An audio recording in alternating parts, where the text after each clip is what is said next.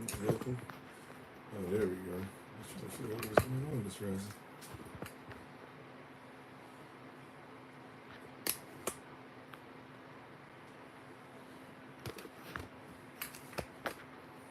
So, but anyways, welcome. Peace. Come on in. Having some kind of issue trying to go live.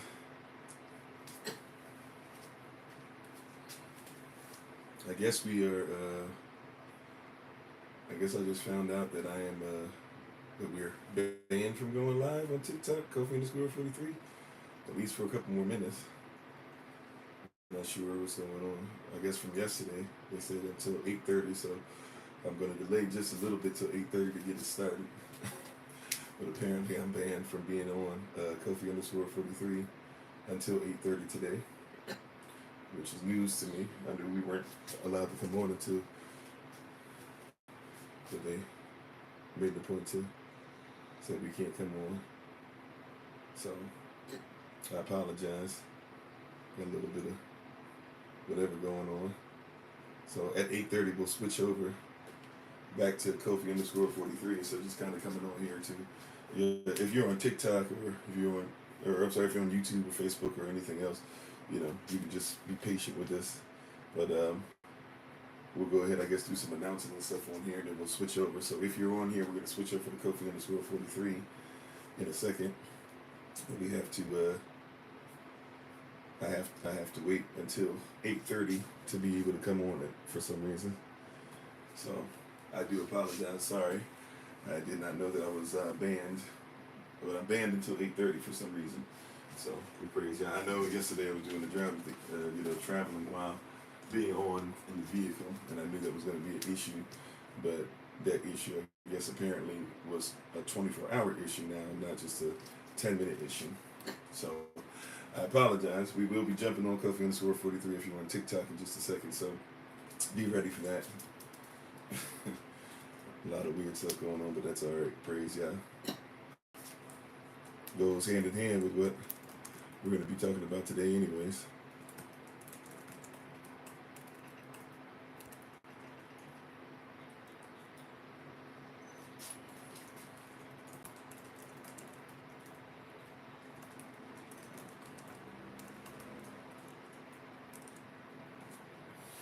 Hopefully everybody's doing well though. Once again, if you're joining us on TikTok, we're banned on Kofi_43 at least for another 10 minutes or so. So in 10 minutes we're going to switch over. So just letting you know, be ready to switch over if you'd like to find us. I'll let everybody know again before we get off that that's what we're doing. But we're thankful and grateful to everyone. We appreciate you. Thank you so much for being on. Once again, sorry about the confusion for starting today. Once again, I did not know that we were banned. So apparently Kofi_43, which doesn't make sense because Kofi_42 and Kofi_40, which I'm using Kofi_42 right now. Apparently, we had the same thing, so we should have been gone for just 10 minutes, but apparently they made it a point to ban us on Kofi_43 until today at 8:30. So in about 8 minutes or so, we're going to switch back over to Kofi_43. And so if you're with us on TikTok, just be ready for that switch over. But we very much so appreciate everybody. We'll start the podcast in a hot second. But we're thankful and grateful to you guys. Thank you for being on. Thank you for everybody who was on yesterday for the... well, let me start off correct, even though we're not on Kofi_43 yet on TikTok. But may the words of my mouth and the meditation of my heart be acceptable in Yahweh's sight. He is our strength and our Redeemer, and it is in His name, which is His authority, that we pray, praise, proclaim, project, and protect today's message. Amen. Hola, mi nombre es Kofi. ¿Cómo está? Bonjour, je m'appelle Kofi. Ça va? Ni hao, namaste. Wasaya leketuya, Ohio. I see you. Manut, wagwan, aloha, ciao, kamsa, kamsamida, habarigani, ako aba, madasi, etese, jambo, mimi ni Kofi ni nefra kukutawit, kukutana no wewe. Boker Tov, Boker Tav, Grand Rising to everybody. Bakwaratav, Barakalat Shem Yehava, Anai, Kwai, Kwahalit, at service of Christ, Mashalom Chi, Kwam Yechashver, Teda, Achi, Adcher, Zayin, Shalom, Shalom, Shalom, Shalom. Hello, everybody. I am Pastor Kofi, Pastor Servant to Christ, where we are always changing lives one mind at a time, but be the voice of the voices and speaking the unspoken. We appreciate your presence on today, and we're thankful and grateful to have you guys on. We have been invited, just to let you know. I'm trying to look it up now, just to be safe, but we have been invited. And now, of course, I'm having some weird. Oh, okay, here we go. So, wait a minute. Yeah, something's not right. Hold on.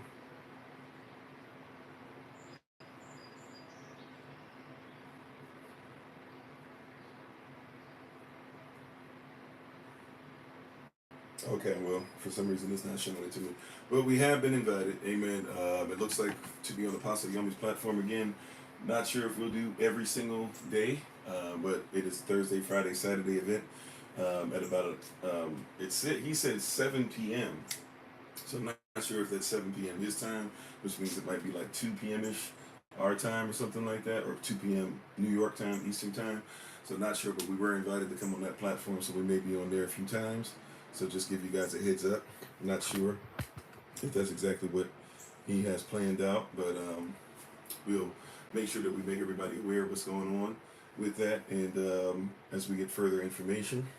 I'll try to double check today. But we were invited Thursday, Friday, Saturday. Saturday might be a bit much, but if it is about 2 p.m.-ish or whatever, I guess we can swing that. We do have a meeting for our prison ministry, so we'll try to see what's going on. The prison ministry will come first, but we'll see how y'all moves in that, and we'll try and get the time. But if you can, please, man, please, sir, after the live sessions in the Rising on Thursday, Friday, Saturday, it looks like there's an event. Once again, Pastor Yomi has invited us.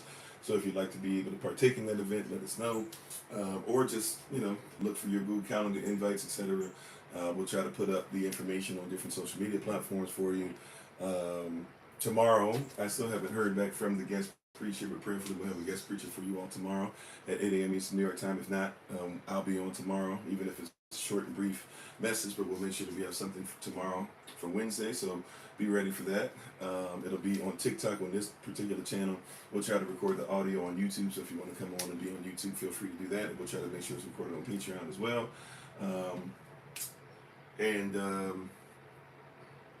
For now, we're looking at June 16th. For Pentecost. So if you're in the area of Lanham, Maryland, pretty much the DMV, and you'd like to be able to come over and join us in Lanham, Maryland, we'd love to have you guys. That'll be June 16th, and we can spend all day together. If you're joining us on Zoom, the Zoom meeting will start at 6 p.m. Eastern New York time. And then if you're coming to the event in Atlanta, Georgia on July 22nd, we can spend all day together. The event itself will start at 3, but we'll be together all day. And even in the evening, if you'd like to break bread afterwards. So we'll have more information, and keep looking for posts on social media, different places will be, etc. So we hope to see and have everybody join us and come and fellowship and worship with us there, those 2 days coming up. So all this stuff fast approaching. So please, man, please, sir, be ready to give your best, put your best foot forward, all that great stuff, and let's come together and worship for us. Once again, it's not just virtual, it's reality. I am doing my best to have us wait just a little bit. Once again, TikTok, for whatever reason, said we're not allowed to go on Kofi and the Sewer 43 until 8:30 a.m. For some reason, we were blocked, right? I believe it said June 4th, and I believe today is June 4th, is it not? Yep. So we will wait until 8:30 and then jump over. I do apologize once again for everybody who's waiting and things of that nature, but we will be back on over there. We will jump right over to Kofi_43. So what time is it now? It's 8:26, so we got about 3.5 minutes or so, and we'll jump right over. But I want to use this time too. Let me just say thank you to everybody once again. #SOC University, and those who have the link and everything. Had a nice showing, had a nice conversation. We got some ideas for things we're going to move forward in, and how we're going to do some stuff. So we're excited about that, and we're thankful. and grateful to you guys. Hopefully you guys got a lot out of that, and we made sure that the recording is available on Patreon. But those of you who were part of the Zoom meeting showed up last night. You know, a lot of questions, a lot of stuff talked back and forth, even about parenting, how to pray. People, you know, different people, ministerial staff and others, even talking back and forth. It was great. So I thank you guys. So I guess also too, while we're waiting, let me make this announcement too. So I got to wait until Thursday. We're going to have a ministerial staff meeting and training. But once we finish that meeting, we will make sure that we know in advance, or we'll make sure that we let you guys know from that point on who's going to be meeting what days as far as your regions. So we're looking, as we talked about earlier, we're looking to make sure that different regions will be having meetings similar to what we did last year, those of you who recall last year. So we're looking to ensure that everybody's going to be having stuff in their region. So if you're in, you know, Oklahoma, Texas region, if you're in the Central North region, if you're on the West Coast region, if you're in the mid, or I guess we'd say Midwest region, if you're in the, or Mountain Time region, if you're in the Northeast region, if you're in the Georgia region, if you're in the Florida region, if you're in, I forget what we call it, the region that has that has Alabama, Mississippi, Louisiana, Arkansas, Tennessee, Kentucky, etc.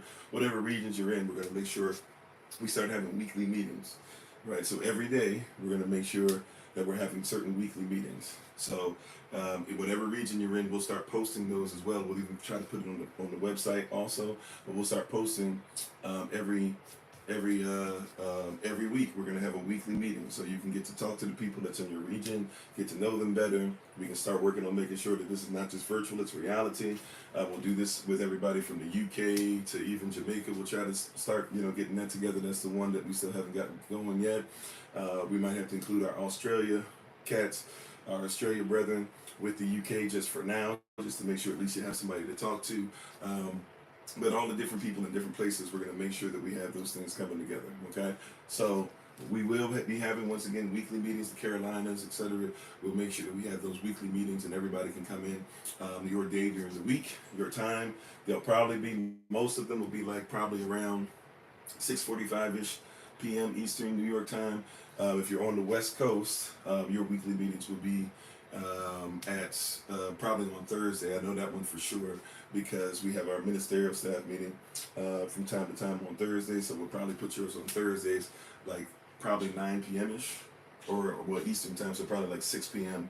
your time, to make sure that you guys can get off work and all that stuff, and we can still have, you can get the best version of me, or at least the least sleepy version of me before it gets too late in the day. But thank you, everybody. We appreciate you. Thank you for being part of Patreon, all that great stuff. So it is 8:30 according to my what I'm looking at. So we're gonna switch over to on TikTok. Just switch over to Kofi_43. We should be able to come on now. It said we were banned until 8:30, so we'll see if they've lifted the ban. And prayerfully you'll see me there. If for some reason it's 5-10 minutes and you seem to not be able to find us over there, I guess come back over here. We'll try to get things started. So, but we've done our announcements. Hopefully you guys can just wait for us a little bit more on YouTube and Facebook. We'll get started. But if you're on TikTok now, go to Kofi_43. I came over here because I've been trying to get on, and I realized, we're banned. We're not supposed to be on until 8:30 a.m. for some reason. So we'll go ahead and go to the other place. And hopefully we see you soon. So to everybody else, once again, thank you for being patient with us as we try to figure out what in the world is going on. Now that we kind of know what's going on, we can get the podcast started, we can get TikTok started, and we can go ahead and get into this word for today. Praise y'all.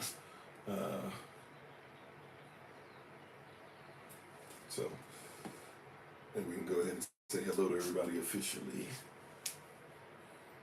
Let's try this again.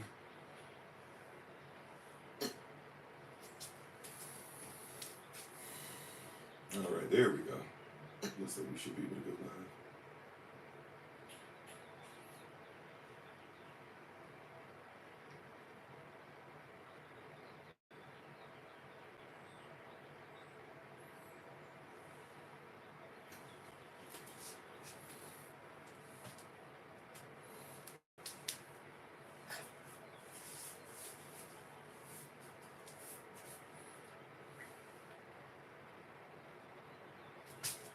greatness. I'm sorry, yeah.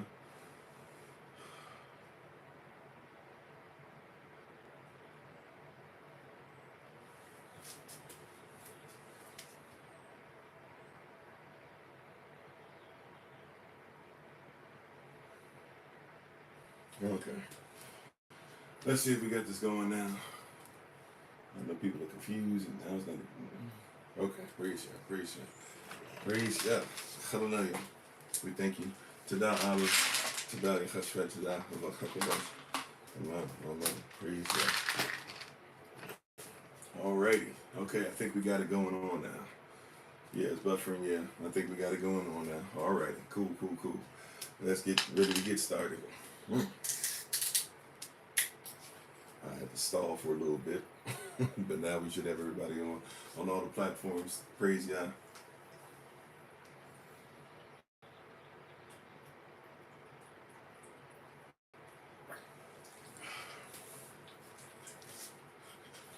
Alrighty.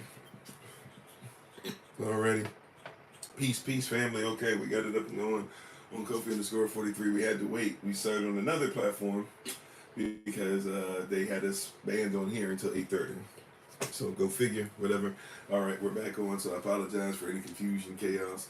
But let's go ahead and get started. Prayerfully, we have everybody joining us. Brother Darius, you have a June-born day, I believe. I think I have 3 or 4 of you guys. I got to make sure I think there's one of the Arduines, and thank Brother Darius and a couple other people, at least as far as when you filled out the form, we have your born days on there for June. So happy born day to you, Yam Yasalav. We appreciate you, and hopefully everything goes well for you in your month, your born day month, if you will.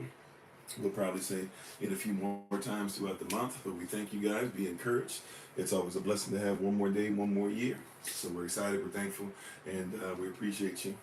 Yeah, thank you very much. Yeah, yeah, if and thank you for sharing the live. If you're on TikTok, if you don't mind sharing the live today, I don't always, even though I'm always thankful for it, I don't always make it a point to say please share, but if you don't mind today, especially because they did the whole thing as far as blocking us and having it where we couldn't go live until 8:30 on TikTok. Yeah, if you don't mind sharing it with some folk, just reminding them, letting them know, yes, we are in fact on. We were on. We just had to be on another channel, and now we switched over to where they normally would see us. So, but for those who are with us today, we have this recorded anyways. So for those that don't see this or see the recording, we appreciate everybody. Thank you for your time and thank you for your patience with us and all that great stuff. Yeah. So we're gonna go ahead and get started. Praise Yah. We already did our start, so we're grateful, we're thankful, we're appreciative for everybody being on. Once again, just real quick, June 16th, Lanham, Maryland. Time is coming. We can be together for a lot of the day. The event actually, if you're coming physically, we can probably meet at the building at around 3 or 4, probably 3-ish. Especially if you want to help us set up, that'd be nice if some people could. But we'll be there about 3 or so. 6 p.m. is when we'll start. If you're joining us on Zoom, we'll start at 6 p.m. Probably have music playing about 5:45 p.m. Eastern New York time. For those of you who will be joining us on June 22nd, as Elder Alma and myself will be involved in speaking and being part of a panel with Minister Dr. Tamach in Atlanta, Georgia. We'll be able to spend some time throughout the day with each other on that day as well. The event then on June 22nd in Atlanta, that starts at 3. Okay, so hopefully you can join us for that. And if you want to sign up, if you need more information or you need address, etc., or if you need the Eventbrite link, etc., let us know. We'll make sure we get that information to you. We've been posting it anyways in multiple places. We'll try to post it again today. Excuse me, as we get closer. Also, too, as a reminder, on Thursday this week, we've been invited to have a program Thursday, Friday, Saturday. I'm not sure if we'll be able to make all 3, and I'm not sure exactly the time. Usually the time is like kind of about 11 a.m.-ish. So for us to join Apostle Yomi's be on his platform for one of his events, but it looks like he said 7, which I'm assuming is not going to be 7 our time, because that would be like midnight for him, but I'm not sure. But it looks like it'll be a little later in the day. So if you would like to join us for that, we would appreciate you. joining us, and we'll make sure we send all that information out Google Calendar invite, and as he puts the flyer and everything together, we'll make sure that we share his flyer with you ASAP. Alrighty, so thank you for your patience, everybody who's been on other platforms besides TikTok. We appreciate you. We're gonna go ahead and get started. Also, yesterday is recorded. We had problems because we were trying to travel yesterday in the vehicle, so it is recorded on YouTube. I know a lot of you came over to YouTube, and we appreciate you for doing so. So we are back on track. Also, tomorrow we were supposed to have a guest preacher, so I'm waiting to hear back from them. Hopefully we'll hear from them soon. If not, I will be in front of you, even if it might be a quicker message than normal. But Wednesday, tomorrow, usually our day off, but we did have somebody supposed to be a guest preaching. If they are not able to show up or attend, we will make sure that the word is given still. Alrighty? Okay, alright. We've had all this stuff going on this rising. Let's go ahead and get started. Let's say hello, everybody. Hello to everyone real quick. We'll get ready for our Bible pledge, and we'll get right into the word. Hello, everybody. Shalom, peace, peace, peace. How you doing? How you doing, Brother Aaron, Donovan, Jonaki, Beck, Big Brother Thomas, Charles, Double OG, Triple OG. How you doing, everybody? By the way, if you're on the podcast, coming on later on Clapper, if you're on Facebook, if you're on YouTube, if you're on TikTok, we appreciate your presence. Thanks for coming on in. How you doing, Sister Tanisha, Sister Nadine? And if you don't mind sharing the live, by the way, just to make sure that people know that we're on. We appreciate you. How you doing, Brother Darius and everybody else who has born days for this month? We say happy born day to you again. Yam Yasalav. We appreciate your presence. How you doing, Prince? How you doing, Sierra in the flesh? Thanks for being part of the community. DB, Rod Bone. Oh, sorry, Rob Dunn. Excuse me. Sister Knight, Sister Nadine, everybody come on in line down. Everybody, Sister Iska, Prince. I don't know. I feel like I'm repeating names. I might be repeating names. How you doing, Bruda? Alrighty. Alright, I see Sister Jodaki switched over. Hey, how you doing, babe? My wife is on the Honorable Ahmed. As always, check her out on TikTok, YouTube, her website, and Pinterest at Bloom and Flourish. Not A&D, the letter N, Bloom and Flourish. She is a healer, herbalist, chemist, and biologist by degree. How you doing, Sister LaQuisha? Sister LaQuisha, I'm not sure if you're the same LaQuisha that was part of our SOC University tier. I tried to send you an email yesterday to make sure that you can be part of our Zoom discussion. It's recorded anyway, so you can go find it on Patreon. But for some reason, it was telling me what I had for you to try and email was the wrong email address. So I don't know if you're able to just kind of send me some more information, or if you have our information as far as the information to text the 202 number. Or if you look in the link tree that we have, maybe to use to find out how to contact us. But I'm not sure if I have the correct email for you. It came back and told me it was the wrong email, so I couldn't find your number or anything in time. So just make sure I have the correct one. I actually have we actually have more than, well, I think you spell your names differently. We have more than one LaQuisha, or I think the other one is L.A. So I could have just had the wrong thing in there. Now I think about it, but if you can, just let me know. I want to make sure I have the right email address from you if you are one and the same. But we appreciate you all. Thank you for being on. We appreciate you. All right, let's get going. We're going to get ready for our Bible pledge. How you doing, TC? How you doing, Be Real? Everybody. Will do. Thank you. I appreciate you. Hello, everybody. Come on in. All right. If I missed your name on any platform, shout it to my head, not to my heart. We appreciate you. We honor you. We show love to you towards the love of Yah. And we're thankful and grateful. So if you can join us for the Bible pledge real quick, we'll say the Bible pledge and let's get into this dynamic message that we have been obedient to making sure came through, even through all this mess. And usually these are the best messages, praise Yah. So even if we only got a few to start, let's get into it, praise Yah. Alrighty, if you want to put your Bible in the air, your right hand in the air, your device in the air, just repeat after me. This is my Bible, this is my sword, and this will I trust. For Yahshua is Lord, no sword of God shall ever be heard.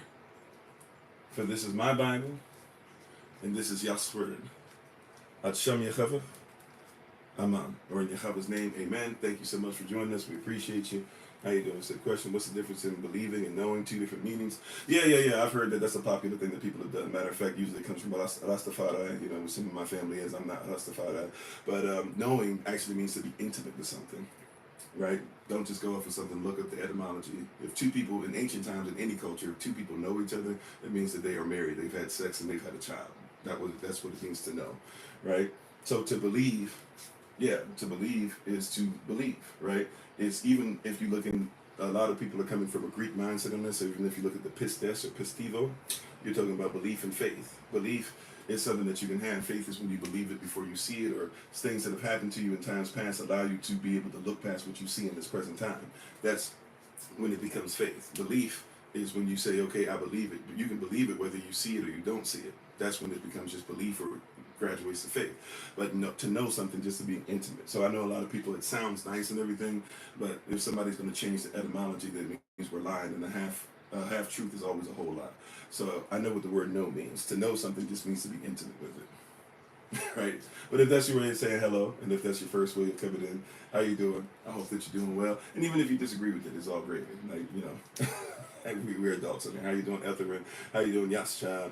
How you doing, everybody? And you might stick around just even hearing kind of what the tone and the tenor of that is. If you stick around just for a little bit, let me even get to the theme today, you'll probably see that we have a lot more in common than we have against, But nevertheless, right, how you doing? You said people live off beliefs even when the facts / no. Yeah, that's why I don't believe in facts without context or context without facts. I also believe in culture, right? So once again, if you give me an opportunity, is a big black one. I love my Afrocentric brethren, I really do, right? But when we get to a place where we're automatically going to tear each other up and not even hear each other, then the Willie Lynch mindset has already taken hold, and the people that we are supposedly against, they've already won. So maybe we give each other space to be who we are and actually realize that we are together as one. And even if we carry different beliefs, are there certain things that we can carry to make sure people are eating, people are educated, people are getting love, people love their features, etc. Like, those are things we can work on besides just coming on and immediately trying to attack each other. Yeah, we can be so woke that we're not awake to the fact that we're literally doing the same thing to each other that was told that we would do without anybody even needing to step in, right? But you take your pick, however you want to carry it. I appreciate you, and I even appreciate the challenge, right?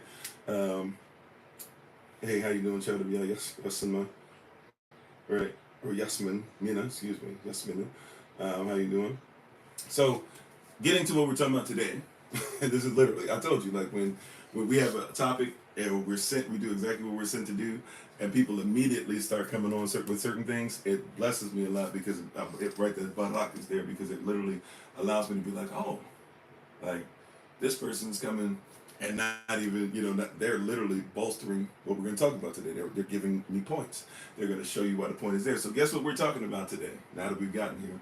The motif, the theme for today, if you will, is in quotation marks with a question mark at the end: land of the free, home of the brave.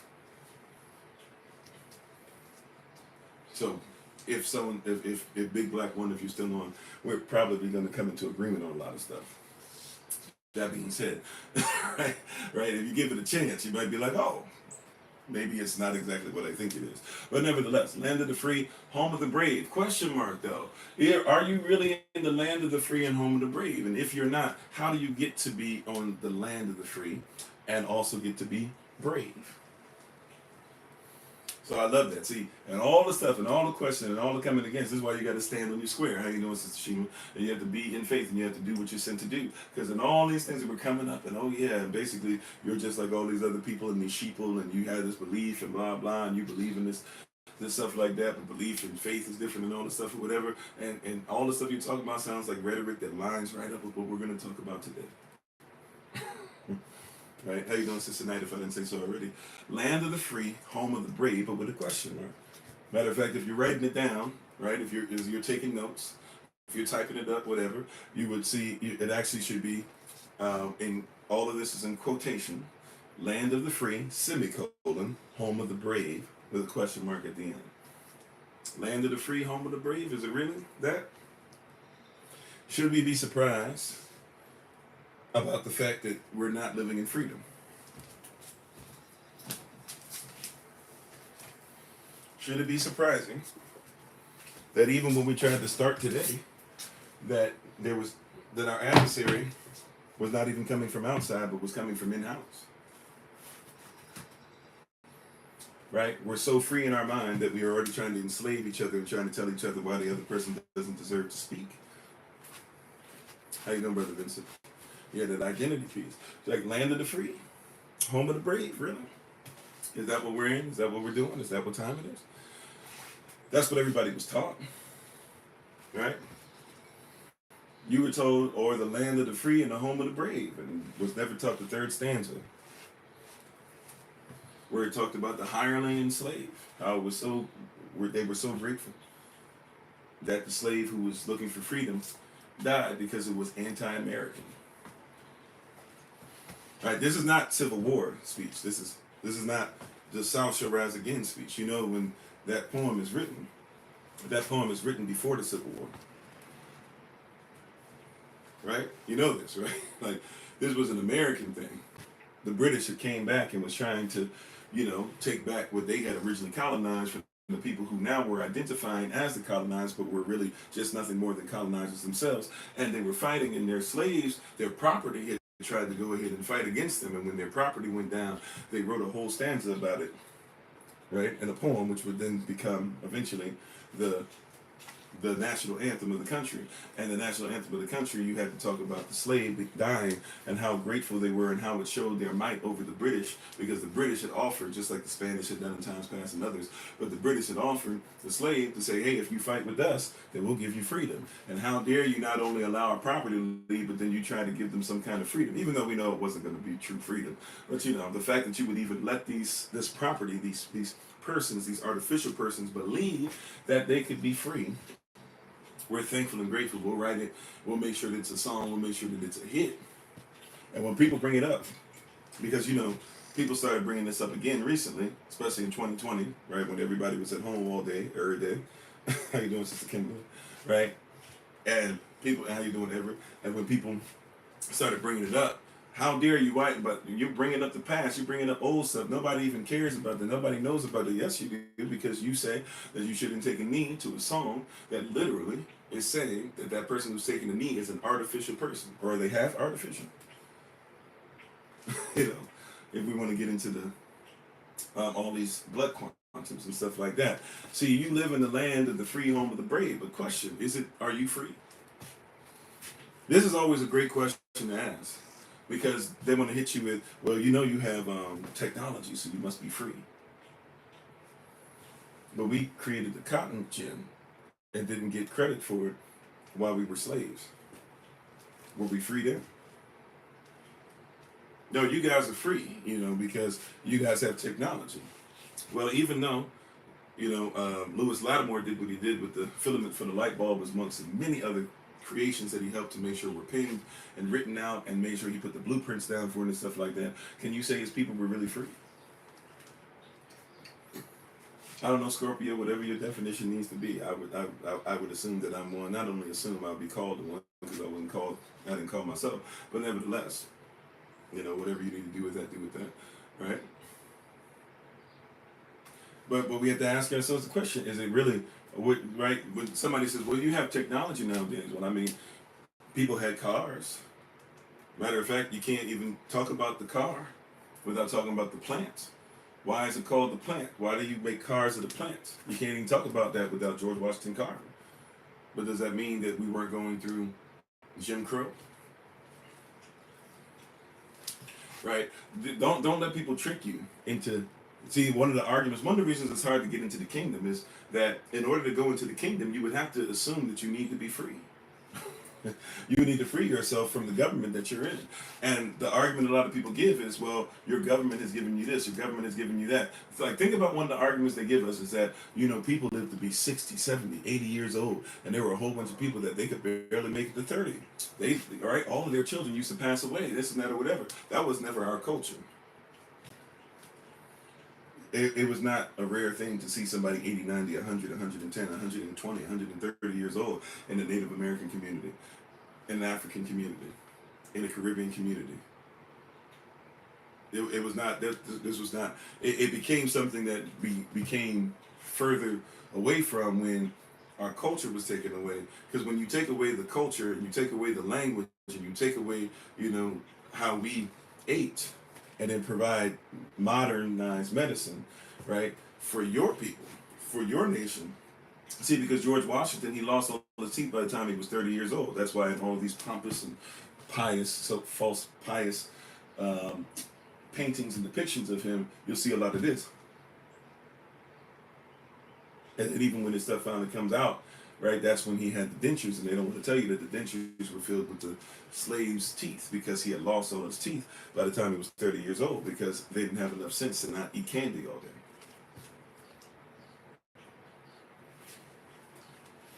Right?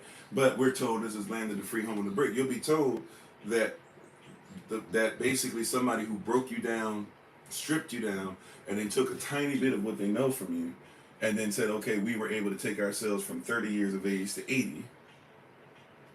Right? I'm not saying there were no 80-year-olds for him, but let's be honest, right? That's the thing that they keep telling you. Everybody was dying at 30 and this and that. That was European. No shade towards you if you're European, but let's be honest. Right?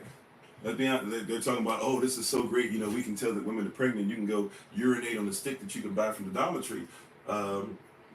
You could urinate and find out if you were pregnant back 4,000, 5,000 years ago in Kemet. Hey, how you doing, Sister Savannah? All right. How you doing, Into the Deep? Right? But they would tell you, oh, no, you got technology now. They had to break down what you had. They had to get rid of what you had. They had to tell you that you're not supposed to have herbs. Matter of fact, they had to tell you there's something called weeds. So you know that weeds aren't even necessarily a real thing. It's a false concept. See, we want to talk about freedom today. Land of the free, home of the brave. Is it really? Because we were free already. Now, I'm not saying everybody who was not Eurocentric, everybody who's not white or quote white unquote. I'm not trying to tell you that everybody that's them falls into this category automatically, right?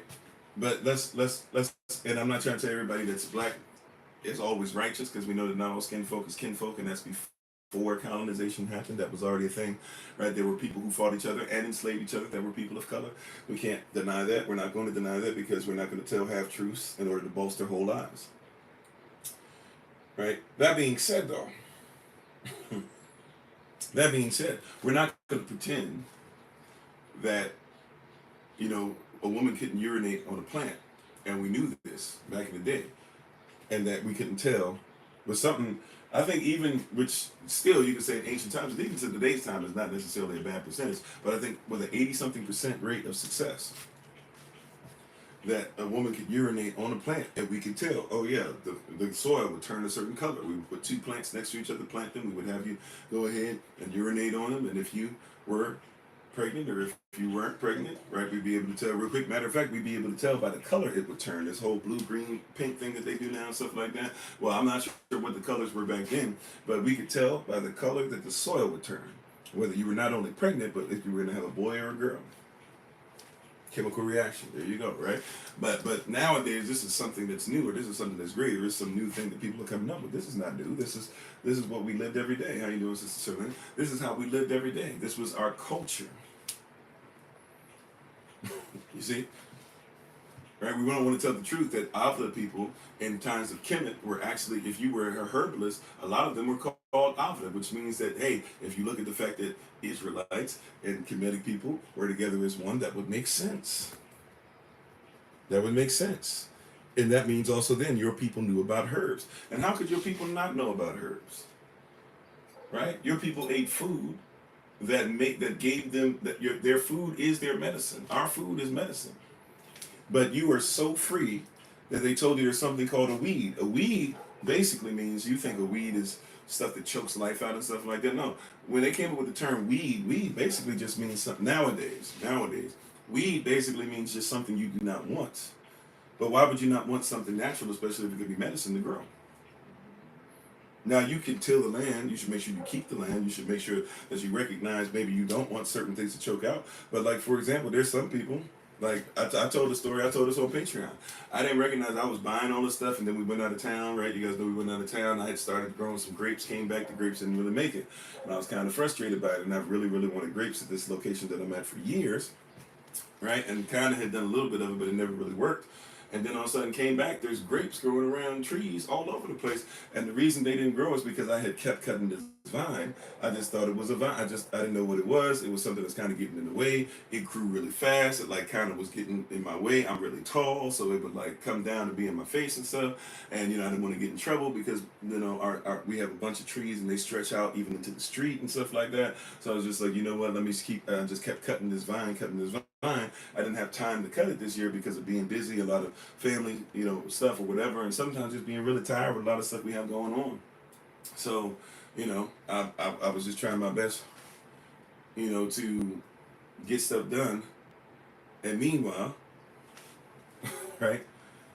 And meanwhile, if we be honest, what I was cutting was the grapevine. So we have grapes already that've been here for years. And I had never let them grow because I was so busy cutting the vine, right? This is the same thing that happens with weeds. They'll tell you to get rid of dandelions, right? Get rid of dandelions. Matter of fact, some places, some of your home, what do they call those things? You own your home, but then you have a homeowners associations. Some of your homeowners associations, they'll even tell you can't grow weeds or you can't grow dandelion. But dandelion helps you with carcinogenic things. In other words, it helps you with cancer. Dandelion will make sure that it helps your blood flow. Dandelion will make sure that it balances you out in certain areas, to where if you have high levels in certain things, it'll bring it down. If you have low levels in certain things, it'll bring it up. Right? Nothing like dandelion tea. Dandelion root, you can eat everything on dandelion from the root to the flower. But people are afraid to have dandelion grow, and they say it takes over. But dandelion is something that you would need. Thank you, babe. Dandelion is a kidney and liver cleanser. So if you have issues with your liver, issues with your kidney, first thing you should be looking for is dandelion. But they'll have you go to the store and buy weed removal. The weed removal causes cancer, right? But you're using it to get rid of the dandelion that will help to get rid of cancer. So guess what happens? You have dandelion that you can just eat, and it would take care of the cancer. But you go to the store, you get something that causes cancer to get rid of the dandelion because it's a weed. Then you go and you get cancer because you put the stuff there. By the way, many people have sued many of these companies because these companies that are giving you weed killers, these weed killers cause cancer, and they've won, right? So you'll go and get this weed killer, then you get cancer. Guess what you do when you get cancer? You go to the doctors, and the doctors give you a modified version, which means it has side effects, right? But they give you a modified version of what? Dandelion, which means that really, technically, I could just go ahead, and I can't unfortunately grow it in my yard anymore if I've gone ahead and used all these carcinogenic weed killers. But I could find some way or some place to just grow dandelion, or go get some dandelion, right? Even if it's wild dandelion, probably even better. And then take that and eat that, and that would be able to heal me of the stuff that I use to be able to get rid of the dandelion. I might as well just go ahead and have a dandelion. Yeah, right. There are billion-dollar lawsuits against Roundup plant, and not just lawsuits. And by the way, you don't hear about it because what happens is this: these people who have to eventually pay these families billions. And I'm talking about billions per family. That's how much money they make. They have to pay families billions per family when they lose. It takes a long time, but what they do is they have these courts that they told the United States government. They tell these states, put these courts together, and we'll pay the people. We'll pay the persons who get damaged by our product, right? But you're not allowed to really put out that we lost. So it's public information, but you have to dig real deep to find it. And by the time you find it, well, hey, they're still selling this, or whatever. And people are still dying. And cancer is still one of the number one, if not. What are the number one? The top three things that take people's lives in America is number one. I think number one is cancer. And number two is cigarettes, I guess, which is basically cancer. And then number three, they don't call it this. They have a weird name for it, but number three is actually medical malpractice. Where they do surgeries, stuff like that. Yeah, the Mistakes Hospital mix. I forget the term that they use. But if you look it up, there's a term that they have on their list, and you'll be like, what in the world is that? And when you research it, you'll find out, oh, okay, that's what they're talking about. So, or let's say top five, because there could be a bunch, or we can go to different places and, different places, different research, depending on who's providing it, might say it's this, it's this, it's this. But in your top five, right? Some might even say number one, because you don't have to actually tell all the mistakes that you make at the hospital. But your top five is going to be what? Something that basically medical malpractice. Now, the interesting thing about the medical malpractice is that it's usually stuff that is totally avoidable. Not right, because they're not going to say, well, we gave you modified herbs, and the modified herbs cause death. They're not going to say that outright. What you say? Heart disease, cancer. Okay, heart disease. Sorry, heart disease, cancer, COPD. All right. So they're not going to tell you, yeah, we gave you this medicine, this medication actually offs you. They're not going to say, we gave you a blood thinner, and then we started doing surgery, and then the blood thinner that we've been giving you for years had to where we couldn't stop this stuff. They're not going to say, but there's stuff that they have to admit, even though they don't like to. For example, there's women, not a woman, women, right, who have gone in pregnant and have came out and they were still pregnant. They thought they were going down to some kind of surgical procedure needed to be done. They thought that they were going to have their baby and do stuff like that. They wake up and they don't have limbs anymore, but the baby's still inside. No lie. I'm not exaggerating, right? This is real. This is stuff you can look for yourself, right? And the doctors don't have anything to happen to them, because when you go to a hospital, you're practicing. They're practitioners of medicine. They don't heal with medicine. They don't give medicine. They don't use medicine to nurture you through. They are practicing. Autoimmune diseases on the rise as well, especially because we eat things that kill our immune system. Right? There's a lot of different things that we can see very clearly. How you doing, Stephen? And how you doing, Collins? Right? There's a lot of different things that we see very clearly where a lot of stuff is messed up. And we go to these people thinking, once again, you're in the land of the free and home of the brave. They're always coming up with some brave concoction. These people are brave. They go to the laboratory to make sure that you, but you know, in laboratories they have lab mice, and I know you don't think that they do this, but they also have lab humans. I thought about it when I was homeless, 15, 20 years ago, whenever it was. I thought about being one of these lab humans, because they pay you pennies, but at least you can eat or something, and they do all types of stuff. Many of you give your blood to the Red Cross and things like that, or at least you have in times past. And when you do that, they're researching it more so than they're using it. There's lab humans, right? And they're trying to figure out. They're practicing on you. They're practicing medicine. You have to, when you go to a doctor, when you go to your doctor's office, whoever your doctor might be. No shade towards your doctor. No shade towards your pediatrician, right? I grew up and I had a pediatrician that I liked a lot, but hey, some of the stuff, when I realized it was stuff that was detrimental to me, right? But when you go to your doctors, you go to a practice. And the only way that they can practice is they have to be under the law of those who allow practice on slaves.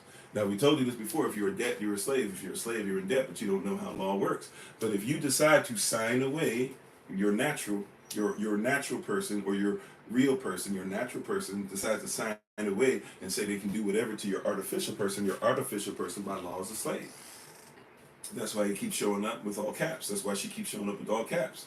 When you sign your check, those of you who still do such a thing, you signed away. Now they don't even have you sign that stuff, right? Because you're not even worried about authorizing anymore. You're just like, hey, yeah, just use my artificial person as much as possible, because you think you're in the land of the free. But when you sign that check, and by the way, when you sign the dotted line, it's not a dotted line, or when you sign the line, it's not a line, right? It says MP next to it, and when you look at that line, MP means what? Microprint. Go search and see what it says on the microprint before you sign. Yeah, go see what it says on the microprint and what you're signing on. You're not signing on a line. You're signing on words that are microscopic. But it says MP on there next to it because that's supposed to be by law. They have to warn you. They have to say, hey, if you want, you can take something that can look at microscopic print and see what we're saying. But they're not going to tell you that it says microscopic print. They're not going to teach you that in school. Some of your schools did this. Matter of fact, I think they used to do this when they used to teach home ec. For those who are of a generation where you had home ec and stuff like that, I'm not even sure how many of you or how many of your children even go through home ec nowadays. But they used to have some home ec classes. They actually made it to where you had to learn, at least you had to go through the process of the motions of signing the check. But they don't even teach you in that what is MP, what's microprint. Right? And your banks say different things, by the way. They don't all say the same thing. That's why, once again, you should look at the microprint, right? But I'll just look up real quick. Somebody asked, what does the microprint say on a check? Right? Something that you literally research real quick, right?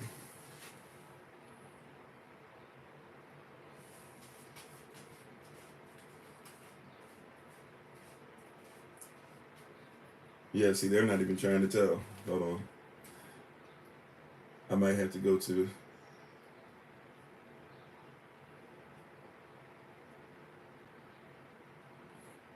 Yeah, they're not even... Yeah, I'd have to... So something like this could basically... So it depends. I'm going to just go ahead because I'd be here all day.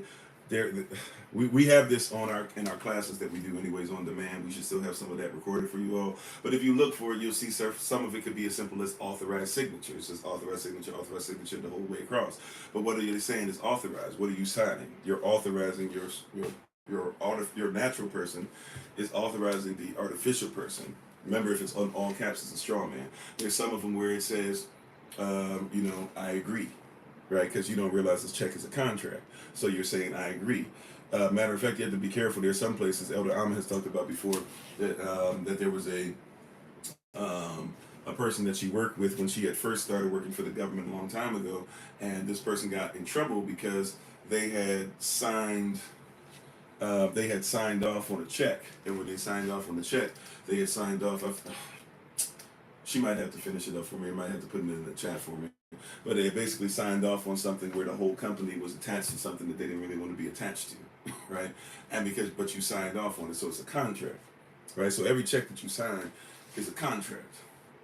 Every single one that you sign is a contract. You don't think about that. You contract with the bank. The bank is giving you stuff because you have contracted, but who's contracting? Right? Who's contracting? Is it the real person, or is the real person saying, I give my strawman the contract, you can do whatever they want? Right? When you get your birth certificate, strawman, all caps. It's not even usually your real name, right? It's going to be all caps, or they're going to have some variation of your name, and even some variation of your parents' name. And they put that on there when they contract it, right? They're saying that, hey, everything that's on the strawman, you as this parent who's signing it, you contracted, you signed it. Usually the company was required, there it is, the company was required to pay $2,000 for accepting a $2 check. They had to pay $2,000 for a $2 check. Why? Because you signed it. When you signed it, you contracted, right? And a lot of people don't read fine print or micro print or different things like that. When you get your car, it says MP on it. You got to look at it. How you doing, Sister Monica? Praise God. How you doing? How you doing, Brother Dwayne? So you contracted, right? So your microprint can say a lot of things. It's not just on your check. If you get your car, if you get a lot of stuff, some of your receipts are microprint. Some people don't know that. So you have to realize and recognize that a lot of people are going through a lot of different things and getting you to sign stuff. People think this is just stuff that's made up because, once again, you think you are in the land of the free. Home of the brave. Matter of fact, the brave was technically supposed to be the Native American, but because you have been duped into believing that everybody's an American now, when the original definition of American is a copper-colored person, right? Indigenous to the Americas. If you're a copper-colored person indigenous to the Americas, then you are an American.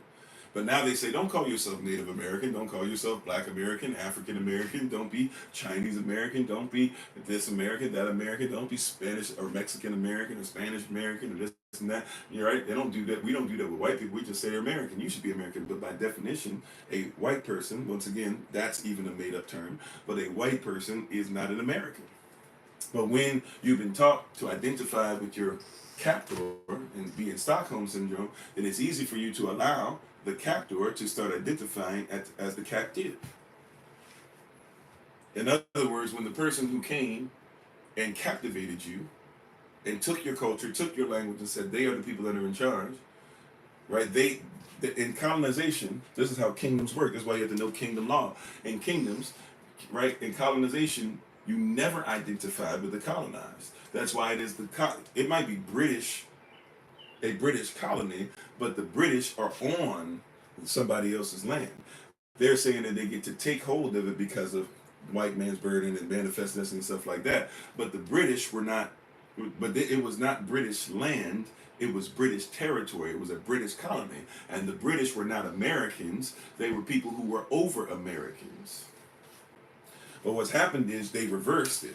And in this curse that you must reverse it too. But you still live in the curse that says what? It says that, hey, the people who captured you are the people you should identify as. But the only reason the people who are on this land is because they falsely have identified themselves as the original persons or the original people.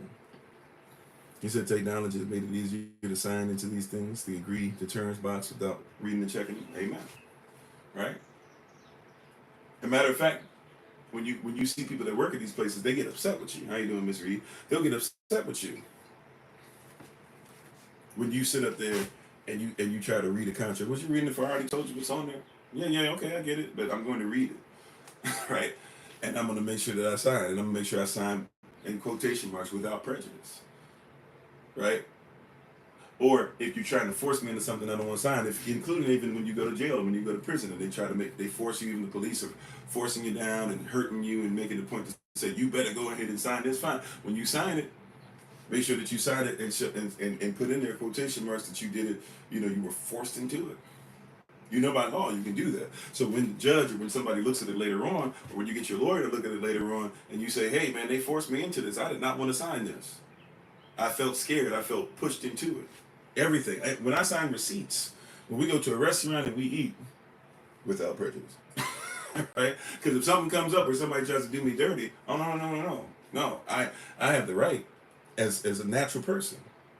Yes, you can also put under duress. Thank you. That's what I was meaning as far as the other. There's 3 of them you can put. I forget the third one. I don't use the third one that often anyways, to be honest. But there's 3 that you can use. But 2 of them that I can tell you off the top of my head, and thank you for that, Brother Dwayne, as a reminder, is that you can put under duress. Under duress is basically saying straight up, I did this under duress. I signed this under duress. I did not want this under duress. If you go and get your car and you're like, hey, I know this is not the law. I know I can do this, and they keep pressing you, fine. If you feel like you got to have a car that bad, get the car, but then take the contract and make sure you take it to somebody and show them that you put under duress, right?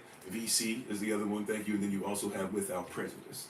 Right, make sure that you put that on there, because then you can go back and always reserve your natural right as a natural person, as a human being. Remember, humans are considered by law to be monsters because we tear things up. We allow ourselves to be free. But once again, you are under the false thought process of believing that you are what?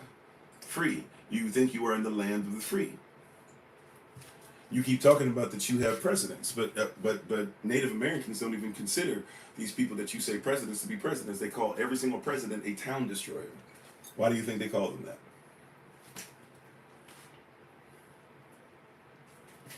How you doing, Sister Vivian? I think that's Sister Vivian on it, right? Why do you think that they call presidents town destroyers? I wonder. How you doing, Chantel? Why do you think they call them town destroyers? But you believe that you're in the land of the free. Because that's what they are, right? Dave Chappelle has a funny skit from back in the day in the Chappelle Show. Or maybe I don't know if it's a skit. It might be, it was him doing comedy in between the skits. But he has this funny thing that he talks about where, he says that if he was there and he was with his white friend might see George Washington and say, wow, there goes George Washington. Great man of this country. Look at our forefather. All the things that he did for us. He said, meanwhile, I would look at George Washington and say, ninja run. That's George Washington. And take off. Right? Because what's freedom for some is not freedom for all.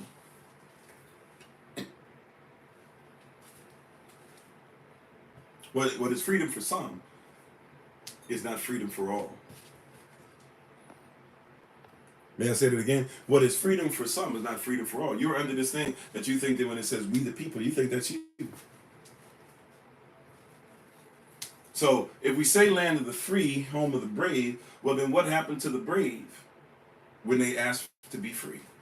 Matter of fact, what happened to the brave that were free before you showed up? It's not freedom for all. It's freedom for some, and it's freedom for a few. Right?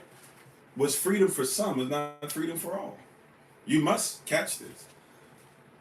Right? Don't let anybody trick you into this place of believing that everybody enjoys the same freedoms.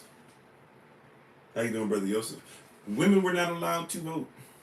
because you were not a people. You were not part of the people. People means nation. If you had to ask for the right to vote, you're not part of the nation. If they had to amend this law, then you weren't part of the nation. Keep talking about we the people, but you're not considered to be part of the nation. If you were property, you know how people say that we were considered to be 3/5 of a human being? That's crazy. How you doing, Shadat Yosef? How you doing, Willie? And when I say it's crazy, I'm saying it's crazy because you were not even considered to be 3/5 of a human being. Don't let anybody tell you that lie. That is a lie from the pit of hell, right? From the pit of Sha'al, right? From the pit of Gehenna, whichever one you want to go with, right? And from Ragnarok, right? From where Hades was over, even though that wasn't technically the hell. Wherever you want to talk about, right? That's a lie from the pit of Sha'al. You were never considered to be a human being at all. You're either human or you're not. There's no such thing as a certain percentage human. That's why eugenics, and that's why this whole thing of blood quantum is crazy on its face. This false narrative, this ideal of blood quantum is stupid on its face. Yeah, I said stupid. It's stupid on its face, excuse me. If you have faith in it, it's stupid too. Right? But the reason is because if you're watch this, the 3/5 human being, I'm sorry, what did you say, Brother Vincent? You say our so-called civil rights are up for vote again? Yeah, and they always will be. And but guess what? They never were real. Right? It's stupid on its face. Now here's why it's stupid on its face. How do you believe that you're in the land of the free, but there's something called the 3/5 compromise? This is where you guys believe, and I used to say this. I even used to preach this. I had to repent from this a long time ago when I realized how I didn't realize how law worked. The 3/5 compromise did not say that they would allow you to be 3/5 of a human being. Right? Do your research. People say this online, but that's why you study to show yourself approved and then bring it before Elohim so that when you become a workman, you need not be ashamed and you can rightly divide the word of truth. Right? Half truths are always whole lies. How you doing, Pinky? 3/5 compromise goes like this. Hey, we're in the north. You're in the south. Hey, in the south, you guys are bigger than us, and it seems like you guys are taking over Manifest Destiny. You guys are taking over more land faster than we are. Well, yeah. So you guys have about 2 times as much as we have. Well, yeah. So we come up with this arbitrary term. Well, you have 2/3 and we have 1/3. Okay, cool. Well, you guys aren't really paying taxes. We're paying half and half. Why don't you pay 2/3 and we'll pay 1/3? All right, that sounds kind of cool because they had really more than that. So they compromised. Kind of like in your cartoons. The South was like, well, we'll pay 50%. The South was like, well, we already do 50-50. Well, they were like, okay, we'll do 55-45. Right? And eventually they came to this place, like those cartoon stuff, that eventually came to a place where it was like, okay, we'll pay 2/3. They got duped into being like, okay, fine. We'll give you 2/3. So they said, we'll pay 2/3 taxes on property. On property. Not human beings, on property. That's what's going on. Then the South has all these slaves running around. As much as they try to lie to you and try to say this stuff, and now people are trying to change numbers, the reality is that you probably had about 47% at the very least, in all of the South, 47% of the people who lived there were in fact slaves. Now, it's hard to do this because, once again, they weren't persons, they weren't people part of the nation, they weren't natural persons, they were artificial persons. As artificial persons, they're considered to be slaves.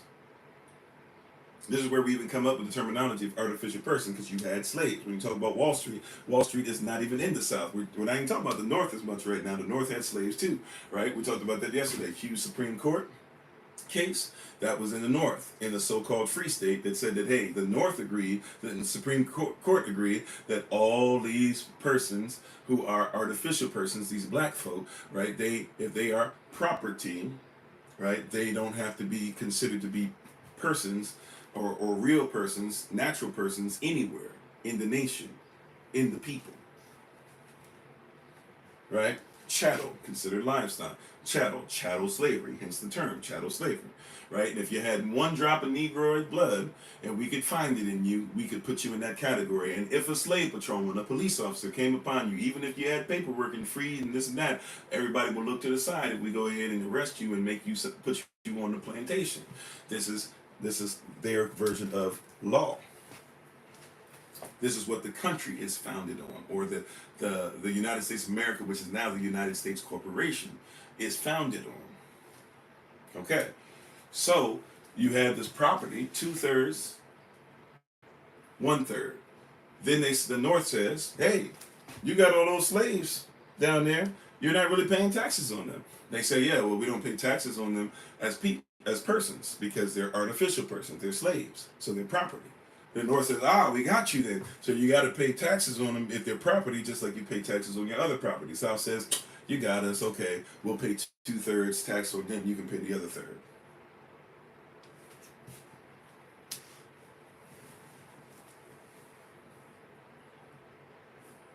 Right? But somebody told you think of this now, to make you feel better about being a chattel slave, to make you feel better about what they did to your persons, your artificial persons, your ancestry. They said, no, well, you weren't a real person, but it was so terrible, we treated you as 2/3 a person. No, we had to be 0% of a person in order to have 2/3 tax paid on us, because we were property. You cannot be property and a person at the same time. Now look at this. On your birth certificate, the same certificate that they use at Wall Street and many other places where they sold slaves, and they have the name that they give, the straw man. Not the name that's actually your name, but the straw man they give you and agree upon when they sell you. They put that on a birth certificate, or they put that on a certificate, birthed into the slave system, and they put a bond around it, which is supposed to symbolize the bond that somebody has to pay on you, who is the stock. That's why still to this day you pay stocks and bonds. And by the way, this is not that difficult. Do some quick research and you will discover that yes, your whole thing as far as when you're investing and you're using the term stock and bond is because you're thinking of the stock as the property and the bond is what you pay for the value of the property. And if your property value goes up, if your slave ends up better than what you bought it for, guess what? You want to get money back on that slave. Stock. Go to Wall Street. Plenty of bodies buried there.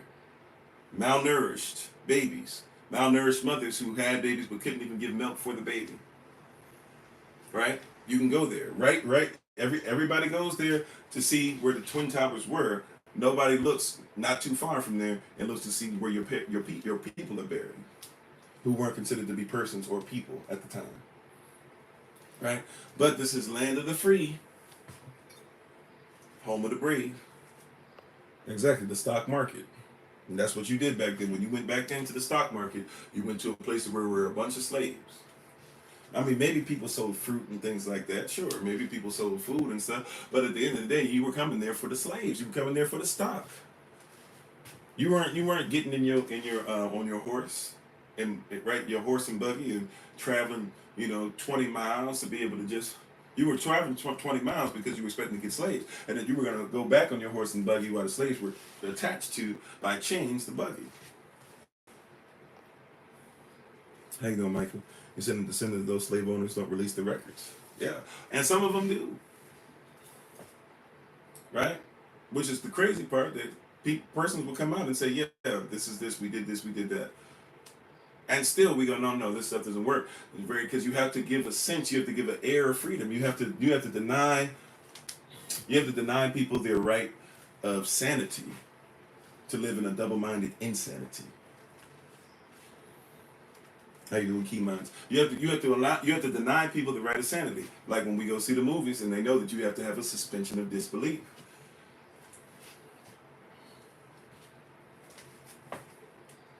Yeah, even children are in shackles, right? Matter of fact, in the 1600s, so this is before, right? This is before England can say that this was more than just a penal colony, right? This was a prison colony. The United States was a prison colony. They dumped off the riffraff here. When they sent these so-called Puritans over, they dumped the riffraff off in the United States of America, just like they did in Australia, and they did in India, and they did in the Caribbean, and eventually they started realizing, maybe there's stock over there. Maybe we should get into this. They were already trading stock. See, so those of you who don't know about Tisquantum, who you call Squanto, they'll just go in school. They literally taught this in school. They probably still teach this in school. They used to teach, oh yeah, Squanto, he just somehow magically was able to speak English, and really, they believed that it was the Most High. They believed that it was the Most High, God Himself. God Himself had said, let Squanto speak English.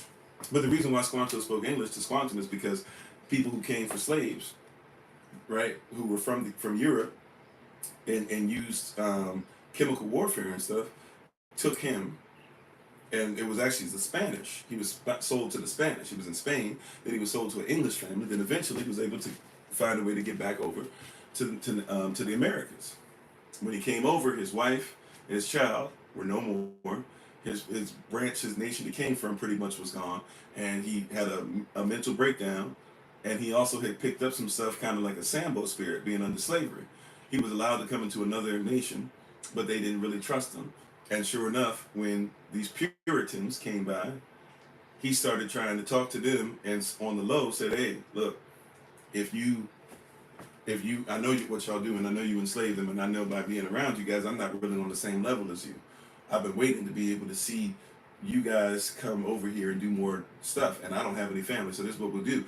If you guys promise me you'll let me be, one of the house Negroes, or maybe even have a little bit of land or something, I'll help you to take over, my nation, or really not my nation, but the nation that would take care of me once I came back from slavery.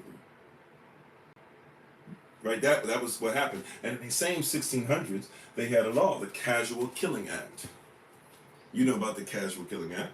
Casual Killing Act that says that if any slave, any property is offed, has their lives taken, because they were disobedient to Massa, then it's all right. We'll just chalk it aside. Now, why did they have to come up with this? Well, because the women, not the people, not the persons, they weren't real persons either, but hey, the mothers of their children, at least the mothers of their children that weren't we're not talking about the slave mothers who were property, and they used to go ahead and foster up other babies and get their jollies off and stuff, but they're mothers of their children that are supposed to be white like them. They got tired of looking around and seeing all these babies that look sometimes more like their husband than their own babies that they birthed, and they would get upset sometimes and frustrated, and they would start to beat these babies, newborns, 2-year-olds, etc. Stomp them out. Now, these same persons back then, I'm not talking about today, because they try to say, well, that was the standard back then. Back then people were different. Back then, if you had taken a puppy, if you had taken a kitten, if you had taken a turtle, if you had taken a pig, a baby pig, I forget what they call pigs, a running a litter or whatever. If you had taken something that they consider to be a pet, if you had taken a calf and you had stomped it out on the ground, what would they have said about you? But you could take a Negro and you could take him and you could stomp him out, and they said, well, Casual Killing Act. Casual. Well, it's just property anyways. It was to protect them, and then the children who would follow suit, who had slaves themselves and decided, hey, I'll start stomping them too. Or I can have fun with them, and then all of a sudden, next thing you know, maybe I'll stab them up. Casual Killing Act. I'll do a Christopher Columbus. Take a 6-year-old, 8-year-old. Now start doing unmentionable things to them. And if their body falls apart because I do that, or if they just can't take trigger warning. If they can't take the pounding and they die. Casual Killing Act. But you're in the land of the free. Don't you ever forget it.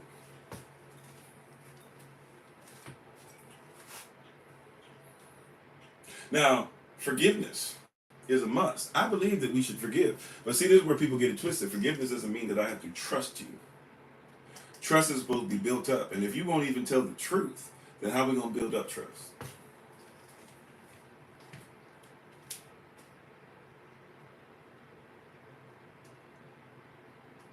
Yeah, just a casualty of war. Casual killing that. Right? Now you want me to go ahead and just act like this stuff didn't happen, but you won't tell the truth. See, at least healing has to start somewhere with Amat. It has to start somewhere with truth. Right? I need you to at least admit what you did. And by the way, for those of you who are quick to say, well, just because my ancestor did it doesn't mean that I did it, okay, fine. But admit that what your ancestor did was wrong. Because if you don't admit that, then basically you're saying that it's okay because you love grandmama and you love great grandpapa. And you love what great great grandpapa represented and how he got stuff together. No, it's wrong. If it's wrong, it's wrong. If my father, right, was abusive, and I know that he was abusive, and somebody says, well, your father was abusive, guess what? Yes, he was. Has he been forgiven? Yes. Has he moved past it? Yes. Is he a different person? Yes. Was he raised with some issues? Yes. Is the curse broken because I'm not? Yes. However, if it's wrong, it's wrong. Period. He said ego won't allow confession. Yeah, at times. It can be that ego. He said, and what they inherited for all these generations. Yeah. Forgiveness is mutual so we can heal and repent. Sure. Right. I mean, forgiveness is mutual. I mean, I don't know if the person who's taking the lashes needs to be forgiven for taking the lashes, but I get what you're saying. There might be two sides where people need forgiveness, right? But at the end of the day, forgive. But just because I forgive you doesn't mean I trust you. Just because I've forgiven you for cheating doesn't mean that I have to stay with you. If you committed adultery, you broke contract. Now, if you want to go ahead and try and say, well, renew contract or have a new contract, then there might be some things you need to do to purify, and I might need to go through, because not only have I forgiven you, but now I've broken trust. So now, if I'm not careful and I don't trust you, us staying together means we're going to be fighting. So now every time you go to do anything, I'm looking. You see that? So we have to build up trust, not just for the person who is the abuser, but even the abusee.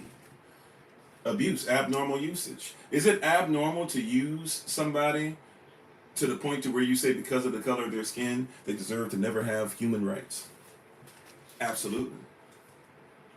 Is it wrong to teach your own people who didn't even agree and didn't even know there was a such thing as racial superiority at one point? Is it all right to set up a system to teach them that and not even realize as you're teaching them that, you're teaching them to basically be a lower class than you so that they'll be focused on the lower class than them rather than not realize they gave up what Yah gave them, the right to be human?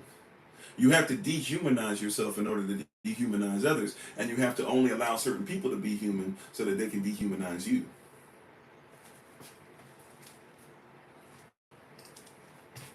Right? Did you catch that?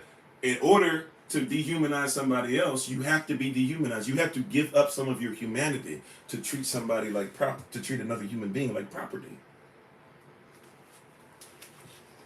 I have to give up humanity in order to dehumanize. I have to give up manhood in order to mistreat my wife. I have to give up humanity in order to mistreat my husband. I have to give up humanity in order to not discipline my child, but to whip my child. I have to treat my child like I was treated, right? And if I was dehumanized when I got whipped, then I must make sure that they become dehumanized. But I must have cognitive dissonance. While dehumanizing them, I must tell them that it's a human experience, that everybody has to get whipped. Now, I didn't say discipline. You should be able to discipline your child. But to whip your child, where does that language come from? Why do you whoop or whip your child? Why would you not only just get a switch, but you'll braid a switch? Why do you use extension cords? Why do you throw hot grits on folk? Where do you think that came from? Why do you whip somebody till the white meat shows? Discipline is one thing. Whipping is another. Spare the rod, spoil the child. Matter of fact, don't spare the rod, because there's also scripture, if you spare the rod, you hated the child. Because love doesn't mean you have to like. Love is the action, right? So hate is what? Inaction. So you can like a child and hate them by never disciplining them, which means you're setting them up for failure when they get older. Right? Let baby boy, let baby girl keep running off at the mouth now. If you don't discipline it now, there's going to be somebody out there that got something to shut them up. So you love them through discipline.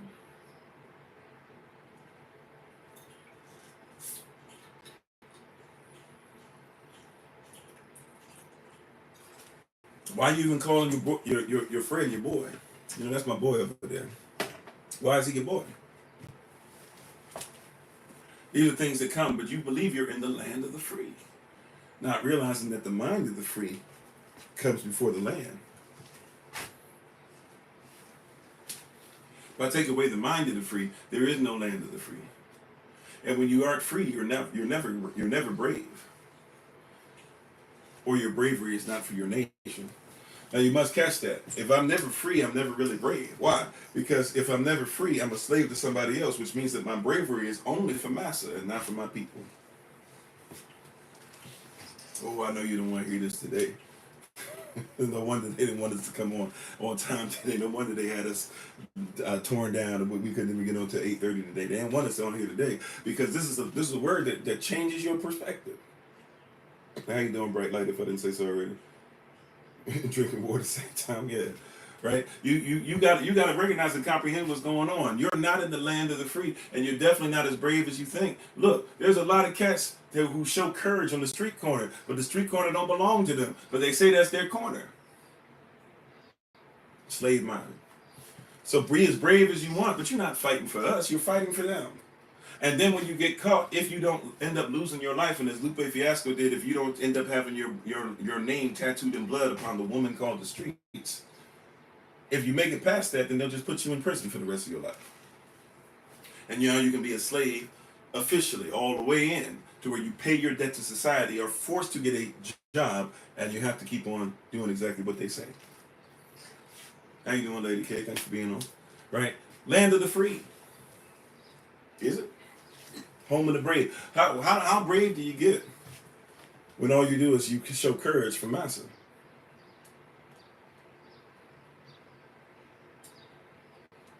Right? How brave is it?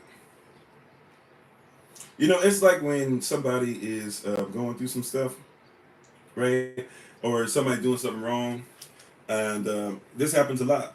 People are doing stuff that's wrong. For example, here's an easy one. Everybody should agree with this one. I know maybe statistics show that there'll be somebody who will fight against me on this, but P. Diddy, Puff Daddy, right? And was beating up old girl amongst many other things that he was doing. And forgive me for calling her old girl. I literally, I don't recall her name at this moment in time. Right? And was beating up his wife. And, she finally gets away, divorces, whatever. And everybody now, people like Charleston Williams and others, are out here, she wanted it and she needed it, she was loving this, and now she want to get as much money and blah, blah. Okay, let's say you're right about all the stuff you just said. Why are you defending somebody who's saying, I'm going to make sure that my wife is that word that rhymes with tape, that's happening to her while I'm actually taping it sometimes even, and I'm going to make it to where she has no way to get out? What is defensible about that? But see, you're so into the enslaved mind that you're not caping up for P. Diddy. He's not caping up for P. Diddy. He's caping up for massa. This is the same Charleston Wilson. Is it Wilson? Am I saying his name right? I don't know. Whatever. This is the same cat who came out at first with a bow tie. He was trying to talk to y'all, and they realized that's not sensational enough, and then started caping up, literally saying he wanted to be a snitch, and started going around the gangs and stuff and saying stuff, knowing that they would contact him back, and then started calling up police officers and saying, hey, look at this video, look at that video, locking his own people up. This is the same Charleston Wilson that goes to different schools and literally has preached from his pulpit, and they allow this because he's part of the system. The slave patrolmen allow this to where he goes to different school systems and goes online and tells people straight up as part of his program, as far as what he teaches online and gets paid for online, he teaches people that, hey, he thinks that everybody, if he had his way, think about this. This is not somebody from the outside. This is why the Bible's not written to those who are on the outside. It's written to you. It's written to the Negro. It's written to Yahashua. It's written to those who will be grafted in. He goes around to different schools and tells people, and goes around online and teaches, goes to his school online and teaches. He's government funded, FBI funded, CIA funded. He tells you that. He's not even lying to you. He's straight up, this is Sambo out here. This is somebody, this is Bojangles tap dancer for you, and tells you straight up that he wishes that either everybody would have to serve 6 years, either 4 or 6 years in the military, or they would have to go through 2 years of prison. And he prefers that everybody would be in prison at least for 2 years. What is that? That they would be shaped to be like him. That they would be shaped to be like him. What? Free or slave? And he's brave when he does it, but who cares about your bravery when your bravery locks your people up? And he's not the only one. Whenever you're going to have somebody run for office, what do you need? You need to get 2 women, 2 black women up there and make sure that they dance. You better get a black man up there and make sure he dances. It's automatic. And I'm not just talking about it for the Republican Party. They do it for the Democrats as well. Get all these preachers out here to pray over Obama. Obama was locking up more of us than anybody was. Obama is the reason why now prison is more money. There's more bank in prison because of what Obama signed. Obama's wife is dancing in front of everybody. And look, hopefully Obama's mother-in-law and everything on that. I'm not trying to be disrespectful for those coming in. I'm not even going to talk about her, but I know somebody's going to make a correlation there. So I'm not even talking bad about that. Hear what I'm saying, though. Evil is evil. Wrong is wrong. Obama literally had his wife dancing in front of y'all on the Ellen show and other shows, talking about how healthy the food is, while he was signing documentation to say that GMOs would be more allowed than they ever were, because he's one of the same things. All these presidents set precedents. And Obama used things that Reagan used to have more power, because all these presidents set the same precedents. What is the number one responsibility of anybody who works for the government? I am a veteran. Anybody who stood up and took an oath of any kind, doesn't matter who they are in the government, guess what the beginning of it says? I state your name, will support and defend the Constitution, which we don't even do, by the way, but will support and defend the Constitution of the United States, the corporation of the United States, 28 U.S.C. 300215 subsection A. It's not a country, it's a corporation according to United States law. I will support and defend the Constitution of the United States against all enemies, what? Both foreign and domestic. If you come for this gang, we're going to go gang on you, whether you're in another country or whether you live here. He was the same. Tap dancing. Had his wife up there, tap dancing. And here it is. Y'all more concerned about is she male or female than that foolishness, not realizing that she's part of the same system. Her soul is gone. Sold it. These people, when somebody sells their soul, they now are inhabited by the Nephilim spirit that y'all be talking about so much. Y'all want to talk about Nephilims and giants and talk about fallen angels and Anunnaki. Look for these people who sold their soul. They are no longer themselves. And if they ever come to themselves, they have to make a decision. Are they too afraid to stand on truth and tell you the truth and lose their lives, or do they have to keep pushing through and give their soul right back? You know, there's a lot of slaves who escaped and then they heard the dogs and they had to make a decision. Will I keep running? Will I allow myself to get off? Or will I just let them catch me and I'll go back to the plantation? And if I go back to the plantation, it's going to make it harder to run next time.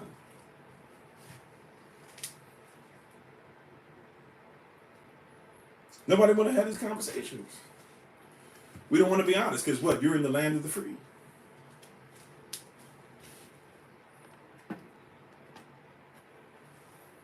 You're too free. You have too much money. Oh yeah, we got so much money. You can't be free. You don't think there's such thing as $1 million slave. You don't know what a gladiator is. Uh-oh. Yeah, a gladiator. You know. Gladiators were slaves. They weren't free. For real? Yes. Gladiators were not free. Gladiators were rich, but they still slept in cages. And they gave up all that stuff. They gave up freedom because their goal was to make sure that they could continue to have everybody cheer for them.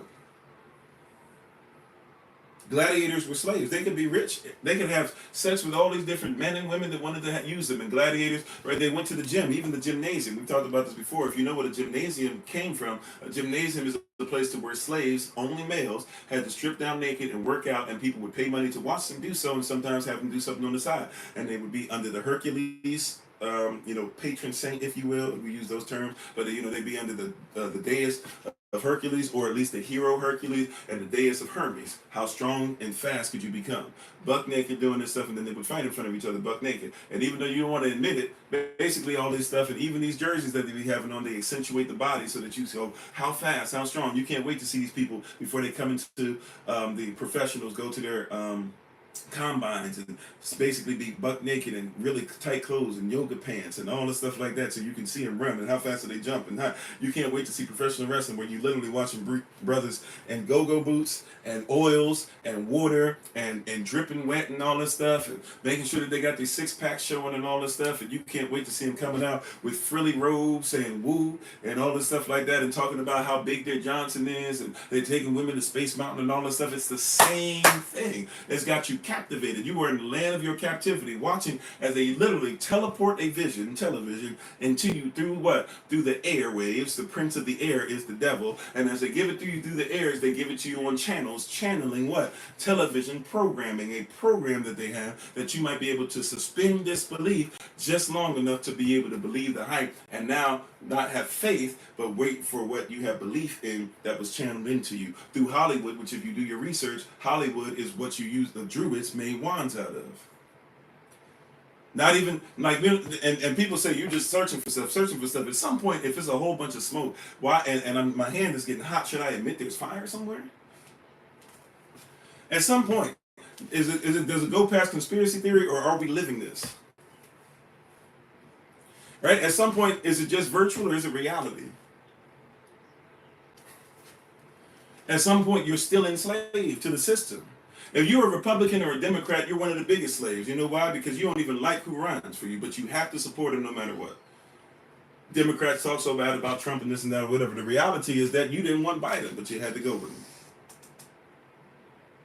Bill Clinton was a traitor. He came in and he basically said, look, hey man, look at me. I play the saxophone, I smoke weed, I'm black, but at the same time, these are super predators, and I will go to Arkansas, where I'm the governor, and make sure that somebody who's black, who is not mentally stable enough, will go ahead and be put to death, and then I'll come back and y'all will vote for me on Republican or Democrat side. You're slaves. You're slaves. Fighting for it. Fighting hard. Who's the better servant to their master? Who's the better servant to their master? Don't even care about law. How you doing, Minister Morel? Balaam doctrine, you're warned about it in Revelation chapter 2, verse 14. Read number 22, 23, and 24. It is a doctrine that is made up to come against those who are the true children of the Most High. And yet you have all these people that are paid to tell you why you should never pay attention to the true children of the Most High and what they're going through. You're slaves. Right? Keep talking about New Testament. Fine. You're warned about it. The same way you're warned about it in your so-called Old Testament. You're warned about it. Don't be about it. 2 Esther chapter 6 tells you that all of this drama is going in between the heel and the hand, or the heel and the wrist, or the heel and the hand of Esau and Jacob. You're a slave. You believe that you're black because somebody told you what black is, and you don't even know that you're Negro. And that Negro doesn't even really mean black. And that the word Negro existed before Spain was a country. Right? If you're black, be black according to your standard and not somebody else's. You talk about you wear purple, and you don't even recognize that the color purple was closer to what you might call fuchsia, because we know what they crushed up to be able to make that color. It's not even what you wear. I don't mind wearing it because I know what it represents for us now. I'm not saying you can't wear purple. I'm just saying you have all these things. You talking about how free you are. You haven't even studied your culture enough to comprehend that you're not even in your culture. How are you going to be free in your culture? How are you going to be free in the kingdom, and yet you're still captivated by falsehoods? Some of you believe that you're white.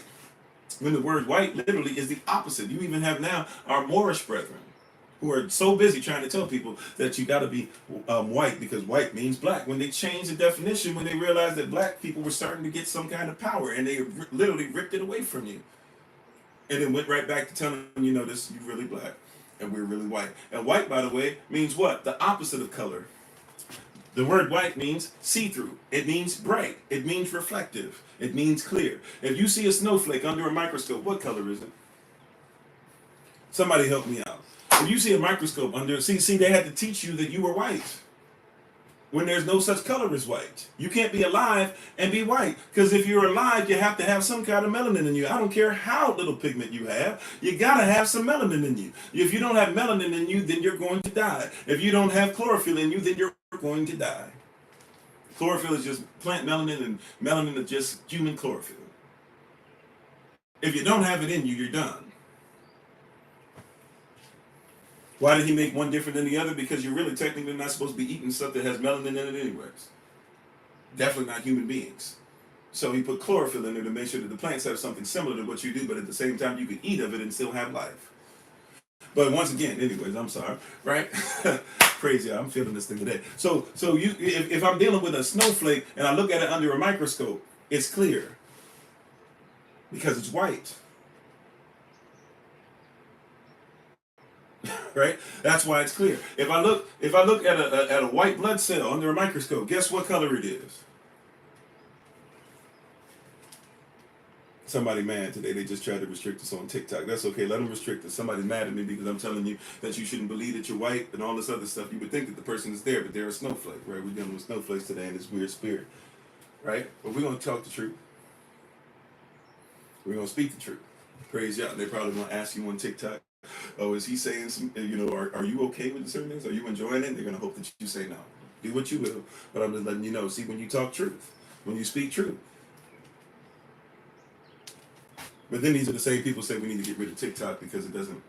Oh, yeah, no wonder. We got to get rid of TikTok because it doesn't support our sensibilities. And it's the Democrats who are over Congress right now, too. So don't do the Republican thing either right now. I'm not the Republican or Democrat, just truth is truth. Spade is a spade. That being said, a snowflake is what? Under a microscope, it's clear because it's white. I'm not even saying anything that's not true. A white blood cell under a microscope is what? It's clear because it's white. Polar bear fur is white. Why? Because it's clear. Polar bear fur is designed by the Most High to ensure that sunlight can go through it. The black fur that attracts light is on the inside of the polar bear. The white fur, the clear fur, is on the outside. The light goes through it and reflects what's around it, even the snow, right? And the brightness of the sun. And meanwhile, the black fur is taken to the fat that's inside to make sure that the heat is coming so that it can stay warm, even in the midst of all types of cold. When it stops being cold, the polar bear's fur actually sheds and polar bear starts looking dark because it doesn't need reflective, clear snow to go ahead and have the sun be attracted to it. But when it starts to get cold again, what happens? It goes right back to what it's supposed to be. Did I say hello earlier, Minister Tamer? I hope I did. Please forgive me if I didn't. How you doing, Aaron? Right? Translucent. Yeah, that's right. So they will hit you with the hate rhetoric when you're speaking the truth, most definitely. Right? But it's land of the free. Just don't tell anybody why we still got them enslaved in their minds. It's land of the free, but don't tell them that they have to spend money with slave masters on it. Don't remind them of that. But it's land of the free. Don't tell them that George Washington, biggest slave master, matter of fact, he married a brunette woman or a brunette woman. That means she was brownish. That means she passed for white. And he married her because she hated herself so much that she had more slaves than him. And so women couldn't really own, like it was harder for women to own land, but you own slaves, and slaves are considered to be property. You can't really snatch slaves away, that type of property away from people. You can snatch land easier than you could a slave. So George Washington, he marries his wife. Don't tell him that though. Don't tell him that Thomas Jefferson, don't put Thomas Jefferson on there. By the way, why is Thomas Jefferson number 2? Why is he on the $2 bill when he's the 3rd president? Well, because if you look at it, the first 4 out of 5 presidents, if you consider George Washington to be your first one, he's not. But if we're doing that exercise, well, then that means that he was the first Virginia slave owner. Who's the second Virginia slave owner who became president? And the first Virginia slave owner to actually live in the White House, which was the plantation, right? D.C. was a plantation. Foggy Bottom, for those of you familiar with it, Foggy Bottom, D.C., that's where the slaves, one of the places, but one of the main places the slaves lived. That's why it's called Foggy Bottom. They lived in the swamp. D.C. is still a swamp. Just because it looks nice doesn't mean it's not a swamp. That's why you get bit up by the mosquitoes, right? Because D.C. is a swamp. It's swampland. It's marsh, right? George Washington was able to finesse the land, but he had to kind of be like, okay, give me the swampland and we'll make it work. And the slaves lived over there. And so Thomas Jefferson is the second president to live in the White House. He's also the second Virginia slave owner. Right, here's your first 5 presidents. If you consider George Washington to be your first, once again, we know he's really not, but here's the first 5 presidents of the new Constitution under the Masonic order that was allowed by Morocco to go ahead and become a nation. Look up that half American, half Moroccan flag, and you'll see what I'm talking about, right? But when you see it, you'll see George Washington, first Virginia slave owner. Then who's the second one? Thomas Jefferson. Then who's the third one? Monroe. And then who's the next one after that? I'm sorry, Madison is the third Virginia slave owner's president, and then Madison is. The first 4 out of 5, if you take out the second president, who was John Adams, the first John Adams, right, who worked for a Virginia slave owner, right, he worked for George Washington. And the second John Adams becomes the 6th president. He worked under Virginia slave owners as well, right? So that's how the first 6 come into being. The 7th one is actually going to be Andrew Jackson, who was a Tennessee slave owner, but guess what? Went to school to learn what he did in Virginia, right? First 7. Martin Van Buren's number 8. He was a slave owner from up north. Was he New York, Massachusetts, somewhere up there, right? But then you start going back to Virginia slave owners. And there's a lot of them up until Abraham Lincoln, who himself was brownish, brunette, or we might even call him more so Melungeon. His father was white, and his mother was a slave who had Negro blood and had, right, so West African blood, and she had black Native American blood. That's why he was Melungeon. Anybody who's Melungeon, that's why he has those features he has. Yeah, Master University, yeah, exactly. How you doing, Brother Craig? That's exactly where they went. And so that's why he's number 2 on there. We don't even think about that, but they're telling a story even with their money. Everything that's around you in this system is designed to give you a sense of false freedom, because these persons, if they were alive, would never have considered you to be human at all.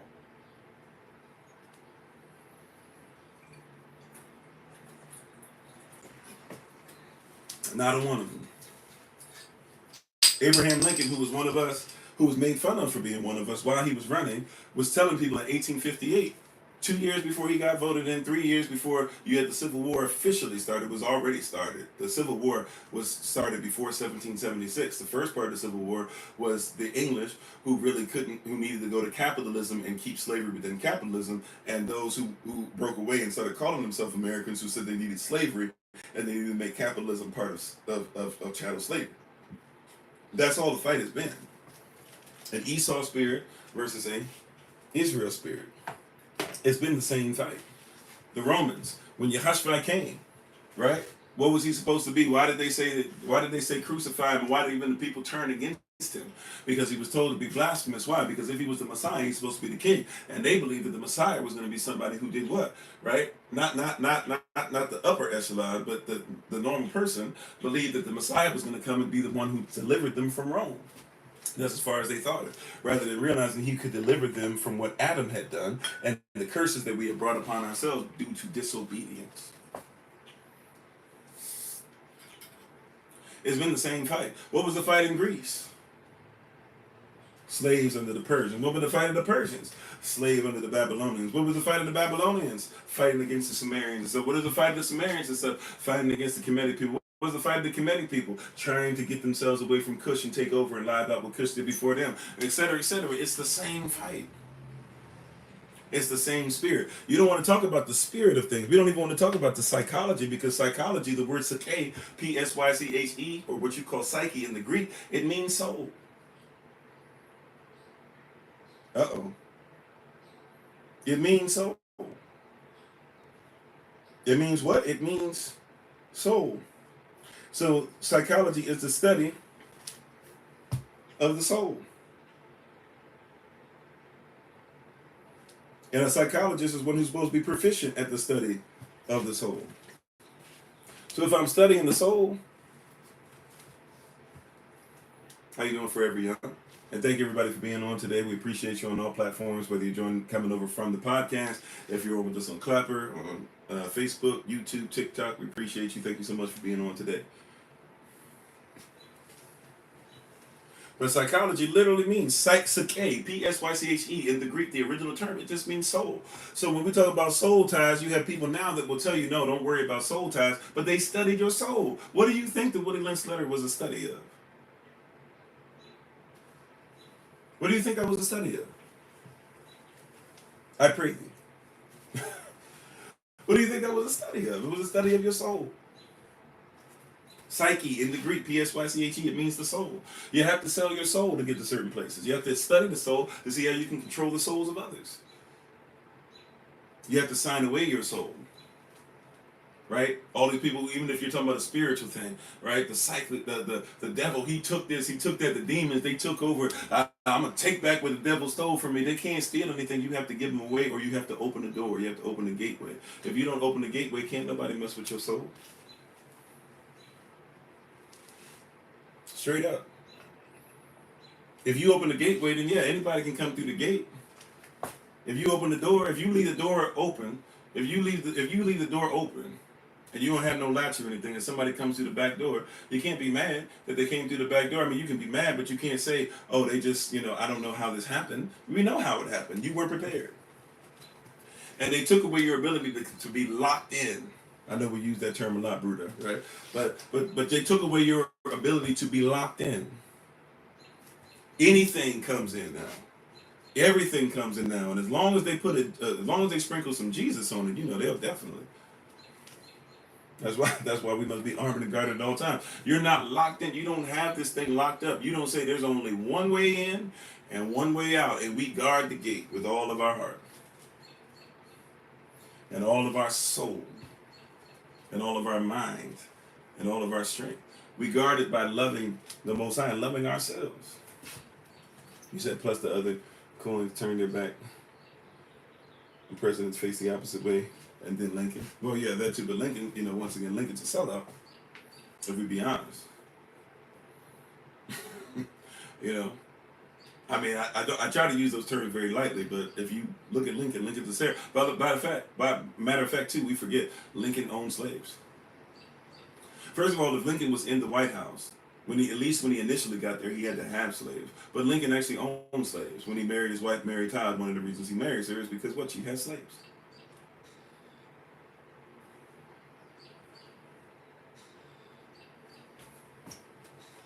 But you swear you're in the land of the free. Lincoln didn't free you, by the way.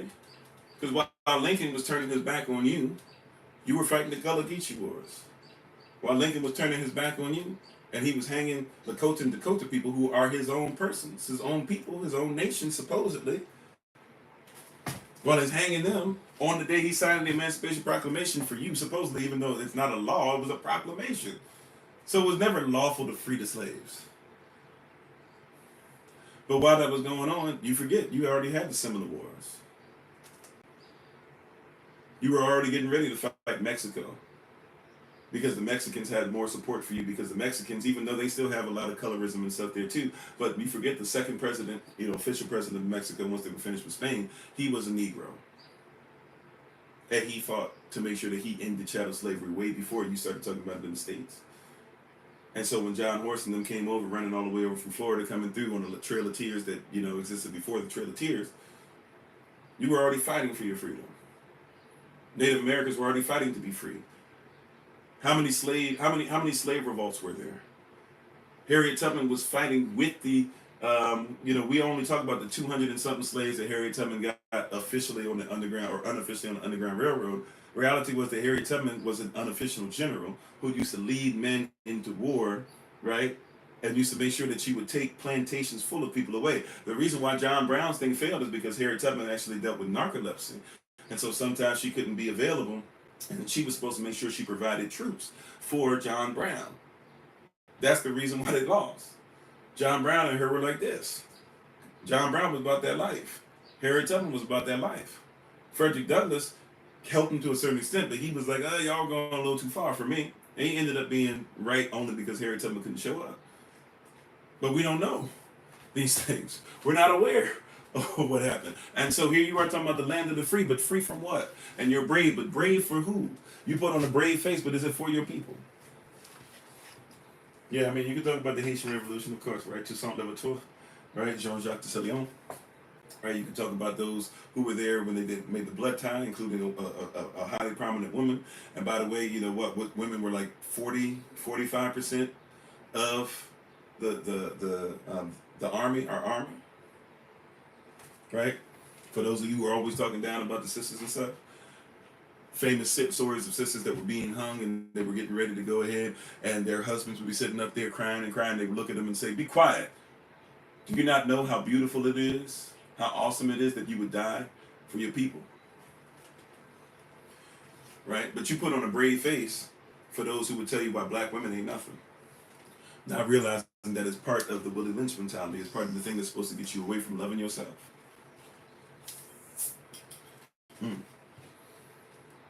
Salah.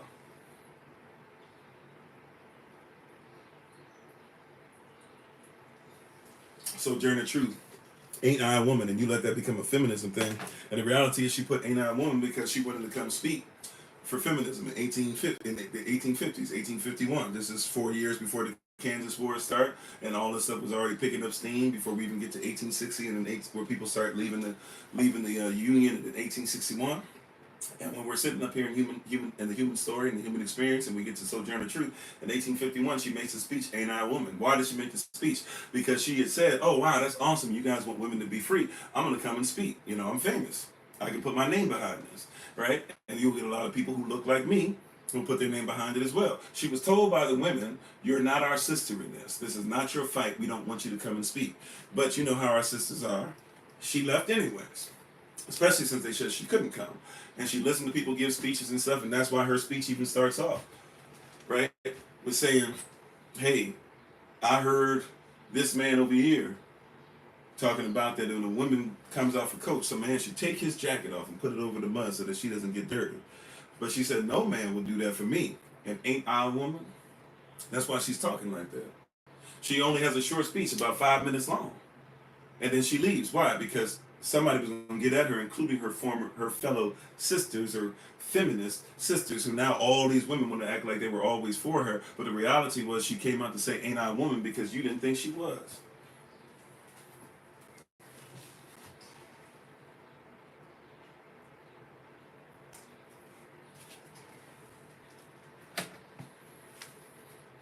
But it's the land of the free. So if we're in the so-called land of the free, and we can see very clearly by this point that we're not in the land of the free, then how do we get free?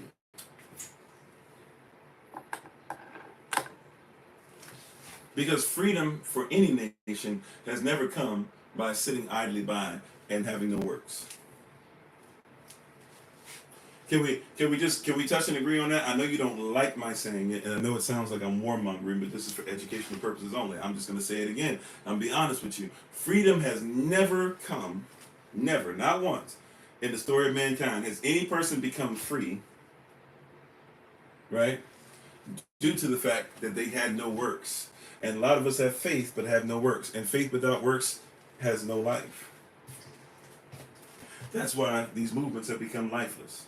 Do I believe that Black Lives Matter? Sure, but I never marched and I never was part of the organization. Why? I never officially became part of the organization. Why? Because to become part of the organization means I have to become part of something that's lifeless. It was never for you. Just like these women wouldn't let Sojourner Truth talk about her being a woman, and she had to remind them, "Ain't I a woman?" Well, these people who did Black Lives Matter, every year your children now have to do a Black Lives Matter period in school. And guess what? A pyramid. It's right. They do a 7-day or a week long, so 5-day period. No matter what level of school they're in, they have to have 5 days in which they do Black Lives Matter, right? But Black Lives Matter, the whole experience is not written about you. It's written, and I'm not trying to be mean, I'm trying to tell you the truth. It's not written about you, it's written by LGBTQ+. The 4 things that are in it that mention black family, black women, etc., right? The 4 things in there, it'll say stuff like, "Oh, well, you know, the black family goes through this and that or whatever, but there are many types of families," and then they talk about somebody else. They'll say the black women they have a lot of experiences, and we should not diminish it, and we should make sure we pay attention to it. However, there's many types of women. Are there really? Especially, are there many types of black women, which is what I thought this was about. Exactly. But that's not our culture. It's not our standard. They're not doing it. They're using you. They're using blackface. They are Drake on the cover of Adidon. If you don't get the reference, Drake famously, infamously now, when he was much younger, made sure he put on blackface so he could go ahead and get an acting gig.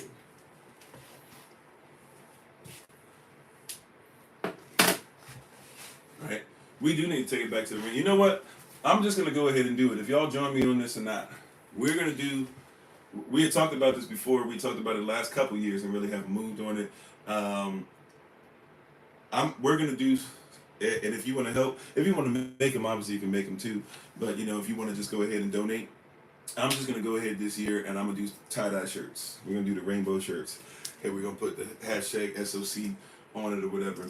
And, and we're going to take this thing back and take it seriously. And if somebody asks us about it, we can go ahead and tell them, oh, no, this is ours. This is Israel's. This is Yahweh's. This is creation's, But we were going to do that a while ago and wear the rainbow. And I know some people, feel weird about it, whatever. I meant to do it. I don't really care about all that. I just didn't do it. This year, if I got to dunk every shirt in myself, we're going to do it. Right? You said you were accepting the promise of the rainbow, yeah. So we're going to do it. So you're going to see me on here, and if you want one and all that stuff, whatever. But I promise you, if you want to give me sizes and all that stuff, whatever, I'm going to do a couple. I know they're not even that expensive to make or whatever, but obviously, we got to ship it and do all that stuff too if you want one. But, we'll even, if you want, we'll even pray about it. We'll do a whole week of teaching on it. I'll try to see if I can do it by this month. This summertime is going to be over before you know it, right? But, that's something we talked about doing last year. Don't forget, too, we're going to have shirts that we're trying to get together that we want you to bless bless Brother Charlie and bless Brother Jermaine. They're going to be coming up with some shirts that we're going to want you guys to have so we can be wearing the same stuff no matter where we are in the country for a Feast of Tabernacles. On the first day, we'll wear a shirt, and on the 8th day, we'll wear a shirt together. And we'll do something special with that, right? But yeah. That rainbow piece, we talked about it. I've been discussing it for a while now. I think, to be honest, babe, I was discussing it when we were still helping out at the last church we were at, and I never pulled the trigger on it. So this year, we just gonna. I promise you, it will get done. I will make sure, and y'all will probably see me on here soon, outside somewhere next time I'm outside. I was actually planning on being outside today, but I couldn't make it work. But you'll see me sometimes. Yeah, that was years ago. I thought so. Yeah, I've been talking about it for a long time. My wife and I've been talking about it for a long time. Matter of fact, she's the one that kept putting the bug in my ear. Let's teach the rainbow. Let's teach the children the rainbow. So, we did it when we were still helping out with the last church we were at. And also, since it's been a big thing for us to always kind of revisit that rainbow. So we'll have some videos and stuff like that. But also, too, if you guys are interested, I'll try to make sure it's, I guess it can be a fundraiser of sorts, but I'll try to make sure it's not going to be anything.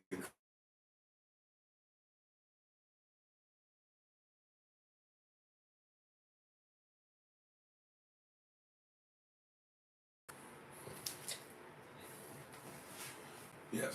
So when we see these things, right? When we see these items, right? You think you're in the land of the free, but how do we go back to actually being free? How do you free your mind? Right? There's that old song, right? Free your mind and your will follow. Well, we believe that we free our minds because the kingdom is where we're going, right? And how do you free your mind so that your soul comes out of this? How do you free your mind so that your flesh comes out of it? How do you free your mind, your spirit? How do you free your mind? Right? First of all, what is the culture? What is your mind? How do you think? What is a cultural thought? We were talking about this somewhat yesterday, right? What is a cultural thought? What is your culture? What does your culture say about marriage? What does your culture say about color? It doesn't run from it. What does your culture say about locks? See, everybody's out here, I just want to wear locks, right? But if you wear locks, I'm looking for a culture. Or I'm looking for a promise. Even if you're of another culture and you're locking your hair up or braiding your hair up, or if your hair actually, well, I don't want to say that. I don't believe that there's dreads, right? Because dreads mean that we dread your hair. I don't dread anybody's hair, right? But if your hair locks up, there's a promise with it. There's a mentality, and even depending on your culture. I'm not Rastafari. I have Rastafari in my family, but I am not Rastafari. That being said, if I meet a Rasta, or if I go to Jamaica, or if I'm talking to somebody and they say, "What up, Rasta?" Respect, and they say right there too. They're saying something specific to me because they believe that I have a promise, even if they don't know me personally. How you doing, Gertrude? They believe that there's a promise that I adhere to. Like I've said with Solomon, when he gets to a certain age, we believe in free will. He's never had his locks cut, and until he leaves this house, he will never have his locks cut as long as he's under my roof. If he does, he's disobedient. I'm just letting everybody know that. If you see him out here doing something crazy, you might want to remind him, hey, you got to go back home. Right? But he's come to take pride and been around his community enough now and knows the promises and things like that, and he's seen how people react, and now he's even gone to other countries and stuff and seen people love his locks and stuff, so he loves them now. But if he decides to come, so be it. But the reason why he has it is because there's a promise on his life. There's a promise. And there's a promise that his mother and I therefore made to the Most High. It's not just that he has locks, is that the locks come with something. See, everything that we do is cultural, and and your enemy recognizes that everything you do is cultural. So if they get you to start doing everything that you do is of their culture, then they realize you're not locked in. You can't be locked into your culture and always putting their culture first.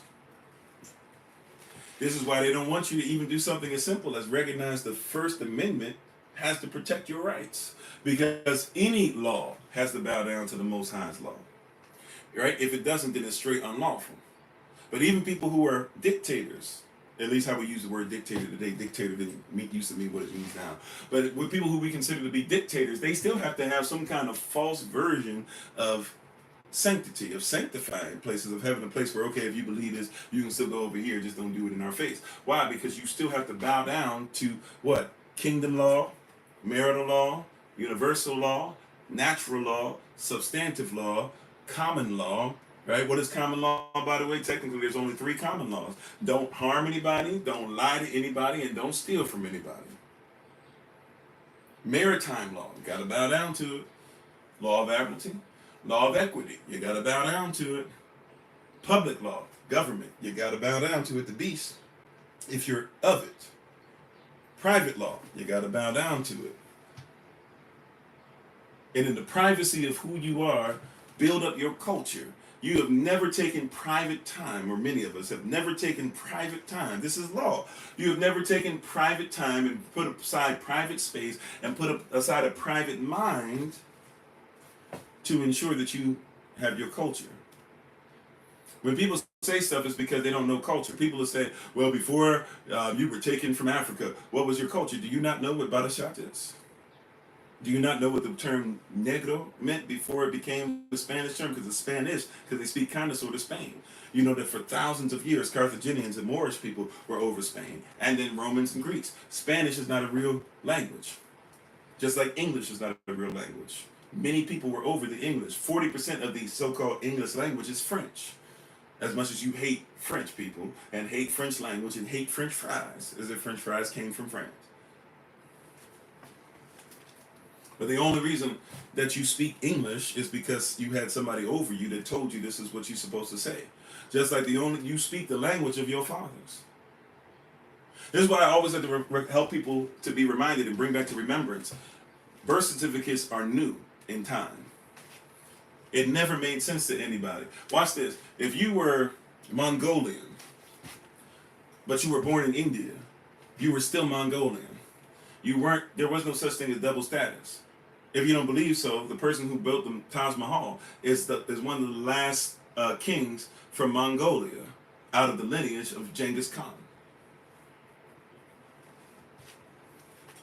Right? Just because you're born somewhere physically doesn't mean that that's who your family is. Somebody taught you wrong, and somebody lied to you, and they lied to you so well and so long enough, and so much propaganda has been given that what Adolf Hitler now reigns true. That if you tell a lie long enough and big enough, the bigger the lie, and the longer the lie, the more they'll believe you. Don't start off with little things. Start off with the biggest things and keep making them bigger and bigger and longer and see what happens.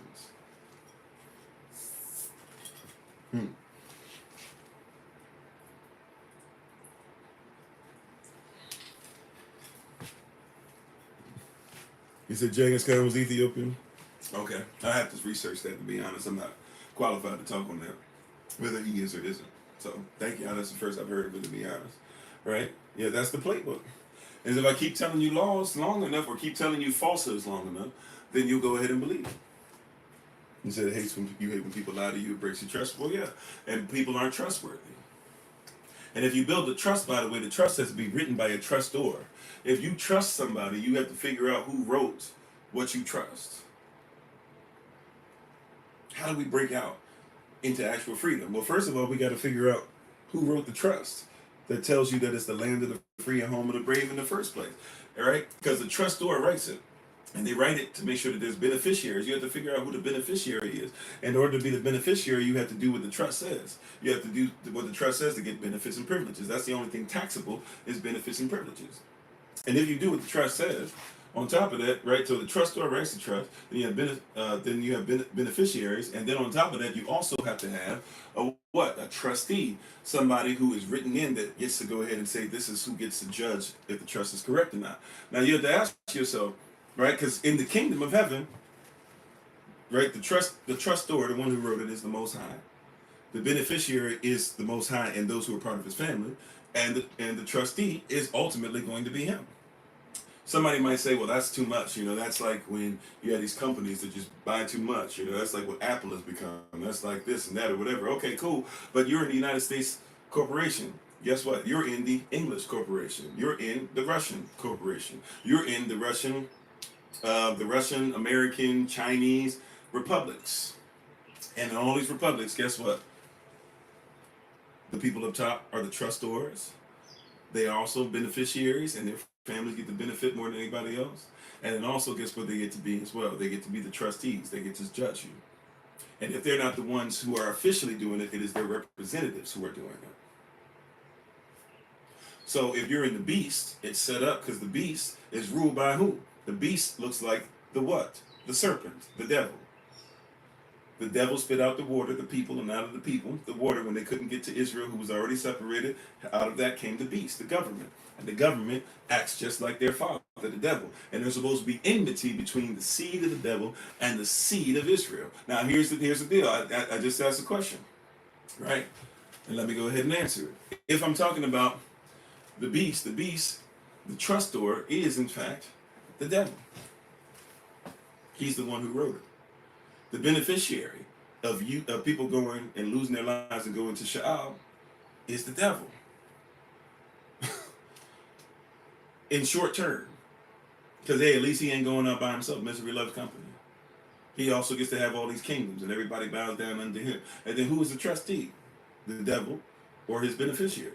But the problem with this is, though, is ultimately at the end, the ultimate trustee, even of his stuff, is going to be the Most High, because even the devil has to bow down to the Most High. He already tried to fight. He lost. Which means that the judge of righteousness is also the judge of everybody who decides to do evil. You better make a decision. It starts there. I know you don't want to hear that, because then this goes to a place where people think it's hocus pocus, or you don't believe in the Most High, you don't believe in spirituality, you think that you're spiritual but not you think you're spiritual, not religious. But even people who know about sovereignty, who teach sovereignty, watch all these sovereignty gurus. Every single one of them are going to talk about spirituality. Look at George Washington's obelisk. He's talking about that he's Osiris. He's the modern day Osiris. That's Kemetic, something that you're supposed to escape from.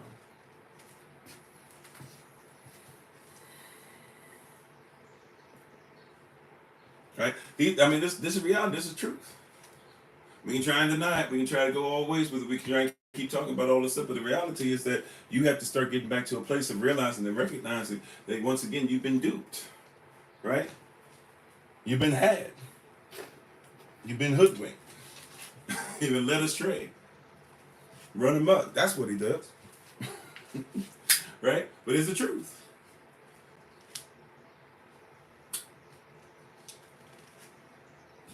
Not everybody who's created is a child of the Most High. The Bible tells you that. If there's seed of the devil, that means there's children of the devil. If there's seed of the woman of Israel, right? The woman, if you don't believe it, all you got to do is look up. I'm going to give you the game.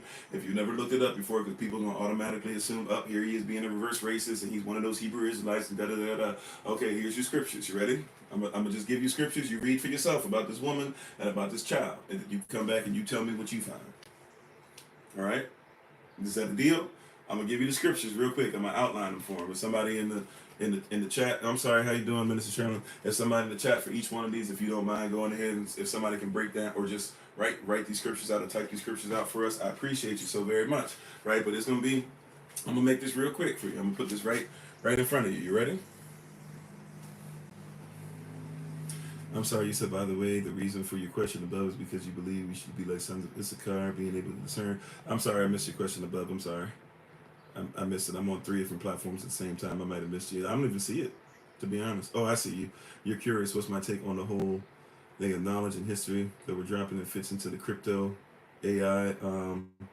Okay. I'll see if I can catch that. I apologize. I missed it earlier. I'll see if I can catch that question for you in a second. All right. If you don't mind hanging in there. We're somewhat close to the end for today. But if I can, I'll try to put that in there. I don't really have a problem with crypto, certain cryptos, just like, I don't have a problem with finances, just how do you use it or what certain ways you use it. I don't have a problem with saving, I don't have a problem with investing, but what are you investing in? So I think that has a lot to be done with the two, systemically and systematically. But let me just finish where I was, if you don't mind. I'm sorry, I apologize. Where was I at? Oh, the scriptures for the woman. Okay, so here you go. You ready? Here's your scriptures. How you doing, Bradley? Here's your scriptures for you. If you want to write this down to see if I'm lying about who this woman is, right? And if we're talking about matter of fact, I'll throw in an extra one. Well, no, I don't even have to throw in an extra. I'll just give you the same 4 scriptures. Here are the 4 scriptures for you. All right, Genesis chapter 3. Badashat Daimon. Genesis 3. Genesis 3, where it says what? It says that Adam and Eve, they fall short. They eat of the fruits. They're in sin, right? They've fallen. It says that there's a child, or there's a woman who's travailing. She gives birth to a child. The child will be bruising the heel. The child will ultimately crush the serpent's head, right? Genesis chapter 3, right? And you read the context of that. That's why I'm giving you whole chapters. Read the whole chapters. Genesis chapter 3. You go from Genesis chapter 3, then go over to Jeremiah, or Jeremiah chapter 3. Yeremiah Gaimon, another chapter 3. So you got Genesis 3, you have Jeremiah 3. Jeremiah 3 tells you that the wife of the Most High is who? Is Israel. He says it. You are my wife. Even though you're cheating, even though you're all over the place, even though you're not doing what you're supposed to do, you are my wife. Don't forget it. Right? And he even said, hey, how dirty is it in the law to where if your wife were to leave you and go sleep around, do all this stuff, whatever, then she tried to come back to you like nothing happened. But he said, you're my wife. I still forgive you. Come back. Come back to me. Come back to me. Kwame Hasida. Rise out of your situation. You don't have to stay where you are. I love you past your experiences. I love you past what they taught you, these falsehoods and stuff. I love you. Come back to me. Jeremiah chapter 3. All right, we keep on going. Isaiah chapter 9. Right? Isaiah chapter 9. We just went over this one recently. Isaiah chapter 9. 6 and 7 was our focal point when we went over it. But Isaiah chapter 9, right? A child was born, a son to us is given, the government shall be upon his shoulders. Right? This child that's coming out of the woman, that's coming out of the wife, that's coming out of Israel. This son, this bit, this ba'ite, the second character of the alphabet. And his name, his authority shall be what? First, wonderful. So he's a wonder, full of wonder. And what is the full of wonder? Just like you are fearfully and wonderfully made, a fellow heir. He is wonderful. Then what's next? Counselor. Who is the counselor? Holy Spirit, Holy Ghost. Right? Wonderful counselor. The everlasting Abba, the everlasting source, the eternal source. This is the authority he carries. Right? The everlasting Father. Right? I'm sorry. He'd be wonderful counselor, the everlasting Father, the mighty Elohim, which, if you know how to spell out Elohim, you have that Father, Son, Holy Spirit, leading us in the water, blood, and spirit when you write out the characters. And then it says at the end, he shall be what? The Prince of Shalom, the Prince of Peace. He shall be the Prince. He's the Son as well. Right? So we see this again. So who are we talking about? Father, Son, Holy Spirit. We're talking about the Messiah on his way. We're talking about the Son. This Messiah has to be born out of the woman. The woman is the wife. The wife is the one that we see travailing. The one that the devil is trying to come after, tries to get to the Son, can't get to the Son, bruises the Son for a little bit, but in the access, but while bruising the Son, something happens. While he's trying to bruise or off the Son, the Messiah, he himself gets crushed. He's the head of nothing. He's lost his authority. He's done. Well, what's the last one that we say read? Revelation chapter 12. We might have to go over this at some point. If I have to do the backup tomorrow, maybe this will be what we talk about tomorrow. Somebody had to remind me of this. We had to go over this in some way, shape, or form. So actually, now that I know that I can do Patreon lives, I didn't know that. I think that's a new thing that they just started in the updates. So now that I know we can do Patreon lives, we might just have to randomly do this someday. You know, I'm gonna just have to start pulling up on y'all with some random Patreon live sessions. But like I used to. But it's easier now to do it than it used to be. But nevertheless, Revelation chapter 12. What does Revelation chapter 12 start off with? It says in the beginning, it starts off in the beginning of the chapter, there's a woman. This time now the woman, there's more revealed about her. She has a crown on her head, and on her crown there's 12 stars. 12 stars above her head. And it says that she's travailing, just like in Genesis 3. And all of a sudden there's supposed to be a child that comes out. And the child is coming out of the womb. All of a sudden, this child that comes out, it says that the devil's trying to come after the child. The woman, once she gives birth to the child, right, it says that she goes to the wilderness. She goes outside. What does it mean to be wild or savage or sauvage en français? It means to not be part of their civilization. She now is outside of their civilization. The child is attacked by the devil, right? The devil tries to get to the child. Ultimately, the devil loses. The child, right, is protected by the angels. The devil loses and is thrown to the earth. The devil is not in hell, thrown to the earth. Him and his imps, the third of heaven. The third of the stars of heaven on his tail, third of heaven, the angels, the fallen angels, they can't get back in anymore, they're done. Everybody's kicked out. But they're on earth. Now while they're on earth, it says that they go looking for the woman because they're mad. They go looking for who? The mother of the child. They go looking for Israel. And Israel is outside of society. But the devil comes and Israel is no longer where they were supposed to be in the wilderness. They have now moved out of position. It says that the woman then goes back to position where she's supposed to be. And the clay, he is the potter, we are the clay begins to rise up. So we keep his word, and the word helps us to rise up and make sure that we can what? Resist. We don't have to fight, but we resist the devil. It says he spits out water, the water representing his people, his children, right? We're at enmity with the seed of the devil. There's enmity, rather, between the seed of the devil and the seed of the children of Israel. So it says that this woman, or this serpent, spits his people at Israel. But we resist with the word. And therefore the devil gets mad, the serpent gets mad, and now turns his attention to the remnant that's still left, who hasn't come back into where they're supposed to be. And it says now that he has, out of the water, out of his people, comes a government, a beast that has 7 heads just like him. 4 chapters to read, right? You can add chapter 13, I guess, to chapter 12, because that's when you start getting into the Antichrist spirit, and you start getting into that they're trying to make themselves look like the Most High, and you can talk about the number of a name, 603 and all this stuff. But if you can just get in your spirit, Genesis 3, Jeremiah 3, Isaiah 9, Revelation 12, right? And even mathematically, it does some interesting things chapter-wise. 3, that's 12. 3 times 3, that's 9, right? 3 plus 3, that's 6. 3, 6, 9, 12. It's interesting. Then if you go to the characters, we haven't even talked about this. I haven't. This is stuff that still be in my brain, in my little brain dump.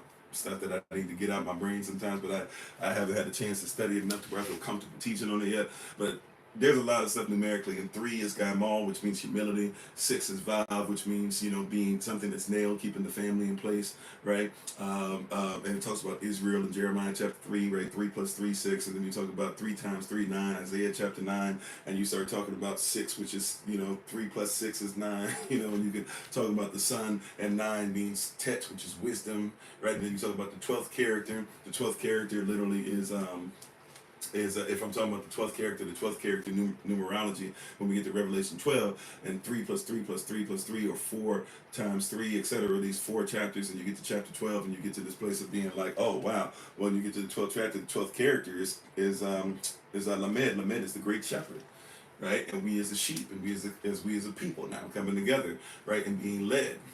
You know, there's a lot of different things that happen. But anyways, like I said, at some point I told people, especially if you take Hebrew characters, we're gonna start getting into numerology, and we're really gonna like stuff is gonna pick up. You're gonna be like, oh my greatness, this even in English, this stuff starts doing some things where you can't deny.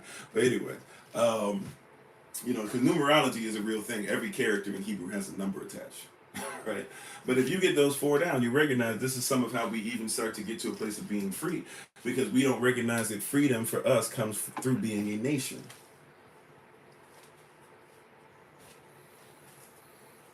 Hallelujah. How you doing, Anastasia? We have to be a nation to be free. Right? Freedom comes in the kingdom.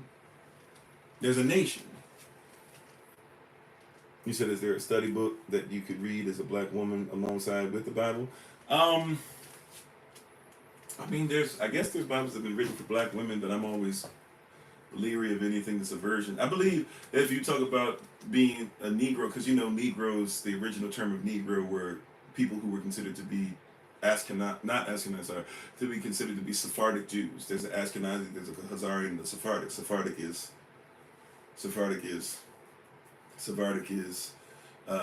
you know, wearing hoodies on the street corner, putting poetry over music, and they were forced to give up their belief system. So for me, it's like if you look at the culture, once again, that's why I say all the time when people ask me about even versions of the Bible. You know, you might not have heard me say this before. Somebody said, "What version of the Bible do you read?" I said, "You got to learn culture first, because even if you knew everything in Avda or Paleo Hebrew, it doesn't even really matter if you don't live it, right?" So when you live things a certain way, you'll start picking up on things that just make sense. For example, you know, when you wear locks and then you read a scripture that says Samson had locks, right? Or when you are sitting up there and realizing that a Native American is an indigenous person, a copper-colored person indigenous to the Americas, and then you read 2 Esdras 13:40-45 that says that the land of Azeroth is where 9.5 of our nations went, and then you realize Christopher Columbus went to Haiti looking for the land of Azeroth, took a Hebrew interpreter, and admits that the same weaponry that they had in West Africa with some of the people he was traveling with, they were doing the same stuff, and said they knew the people and had married into the people. Or if you look at, you know, the church in Savannah, Georgia, which has Paleo Hebrew characters on, you know, or you look at in Tennessee where Cherokee or Anakitawaya, you know, but Cherokee, that's my through my father, that's in my bloodline, right? The original name, our original name means the people of the skirts. Oh no, sorry, excuse me, the people of Yah, excuse me. And our cousins, the Choctaw, their original name breaks down to the people of the skirts. Right, so we recognize that there's like, once again, when there's smoke, there's fire. We can't omit the stuff or act like this stuff has no stuff coming together. Yeah, Maroons as well. Yeah, so I'm Jamaican. It depends. There's different Maroons in different places, but you're talking about Haitian Maroons, Jamaican Maroons, even Cubano Maroons. I guess you can say technically Puerto Ricano Maroons. I think at that point we might be calling people Maroons because we're saying what other people call them. But we forget, like even a Jamaican, like you know how you have Jamaican Avenue up in New York. Well, Jamaican people were considered to go all the way, like from Canada all the way down to the Caribbean. You know, so what is a Jamaican? You know what I'm saying? Like we're really the same nation. It starts getting to a place where, and even when you talk about how we're scattered and where we're scattered to in the evidence, if you talk about obviously the Bantu language that extends all the way over into Chinese language, which extends to the Japanese language, and of course means we got to talk about Taiwan and Korea, and we got to talk about Mongolia, and we talk about a lot of different things. When we start talking about this stuff and being scattered, I say this all the time, you know, even in the Bible discusses our people being scattered way before not a stone is left upon a stone. If you go back to Zechariah and Zephaniah, I mean, it's apparent right there. It's telling you, it even talks about certain waters that you had, that they said that we were going across already, which means that we had to be going to West Africa back then. And we know when you start talking about Negro land now, I mean, come on. Right? We get to a certain place where it's just like, all right, like, I don't even know how we even, because if we know what the original Negro was, and then they literally said they were looking for slaves, and they went looking for the land of Asheroth, right? And then they went looking for where we left from the land of Azeroth, and then even called it Negro land. And then we have on their history books, not even ours, their story, right? It was supposed to be his story. His story says that when they started sending in a lot of these people who actually they meant well. They started sending in some, not every, you know, a lot of times when you take over a country, you send in a missionary, right? But not only but not all missionaries were meant evil. Some of them meant well, and they were trying to do what they thought they were to believe. And when they went over there, they realized that the people they were talking to wouldn't even listen to them unless they started talking about, this is documented. People wouldn't listen to them about their stuff, right? Some of them were forced, obviously, but people who accepted it freely, right, and believed in the Messiah and stuff, the Christian missionaries that were sent started telling other Christian missionaries, before you go, learn the Old Testament. Why? Because they keep the Old Testament,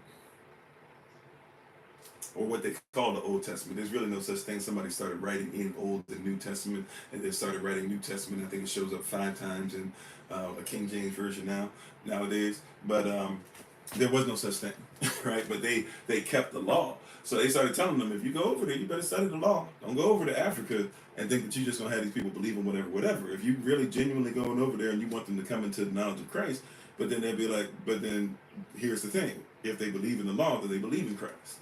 So did they really need? So now we got to figure out, what did you bring that you added or what you changed or manipulated? Now we got that conversation. But a lot of them will tell you straight up, oh yeah, like if you look at their handwriting, by their words in their books, 1800s, they say straight up, yeah, if you're going over to Africa, you better know the law. Like, they don't have a problem with Christ, but you better know the law. You know what I'm saying? He said, so we all really just need to get out of our own hands in the bottom of Ethiopian Bible. Even when we talk about the Ethiopian Bible, once again, a kefir is nothing more than just saying the word savad, Paleo-Hebrew. And Paleo-Hebrew, remember, even the Ethiopians, not all, once again, they have sects over there too. They have different sections or different belief systems, etc.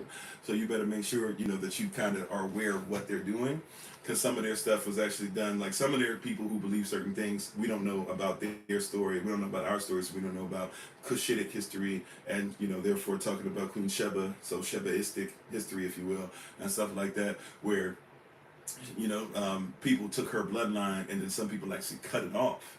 Even before you get, some people would even say Selassie's bloodline, and I don't really know for sure. I kind of like, there might be truth and evidence to it that even Selassie is not necessarily the real bloodline, because there was a king that came through, and this happened a couple times, but we think that Selassie's bloodline remained pure through it, but we're not sure. But there were a couple kings that came through and totally eradicated stuff, and even went into some of their temples and stuff, and burned everything to the ground and rewrote stuff to be in their image. Maybe took a couple kefirs, but then kind of changed language up. So you'll even see different versions of kefir or savad or scrolls. That it just means scroll, by the way.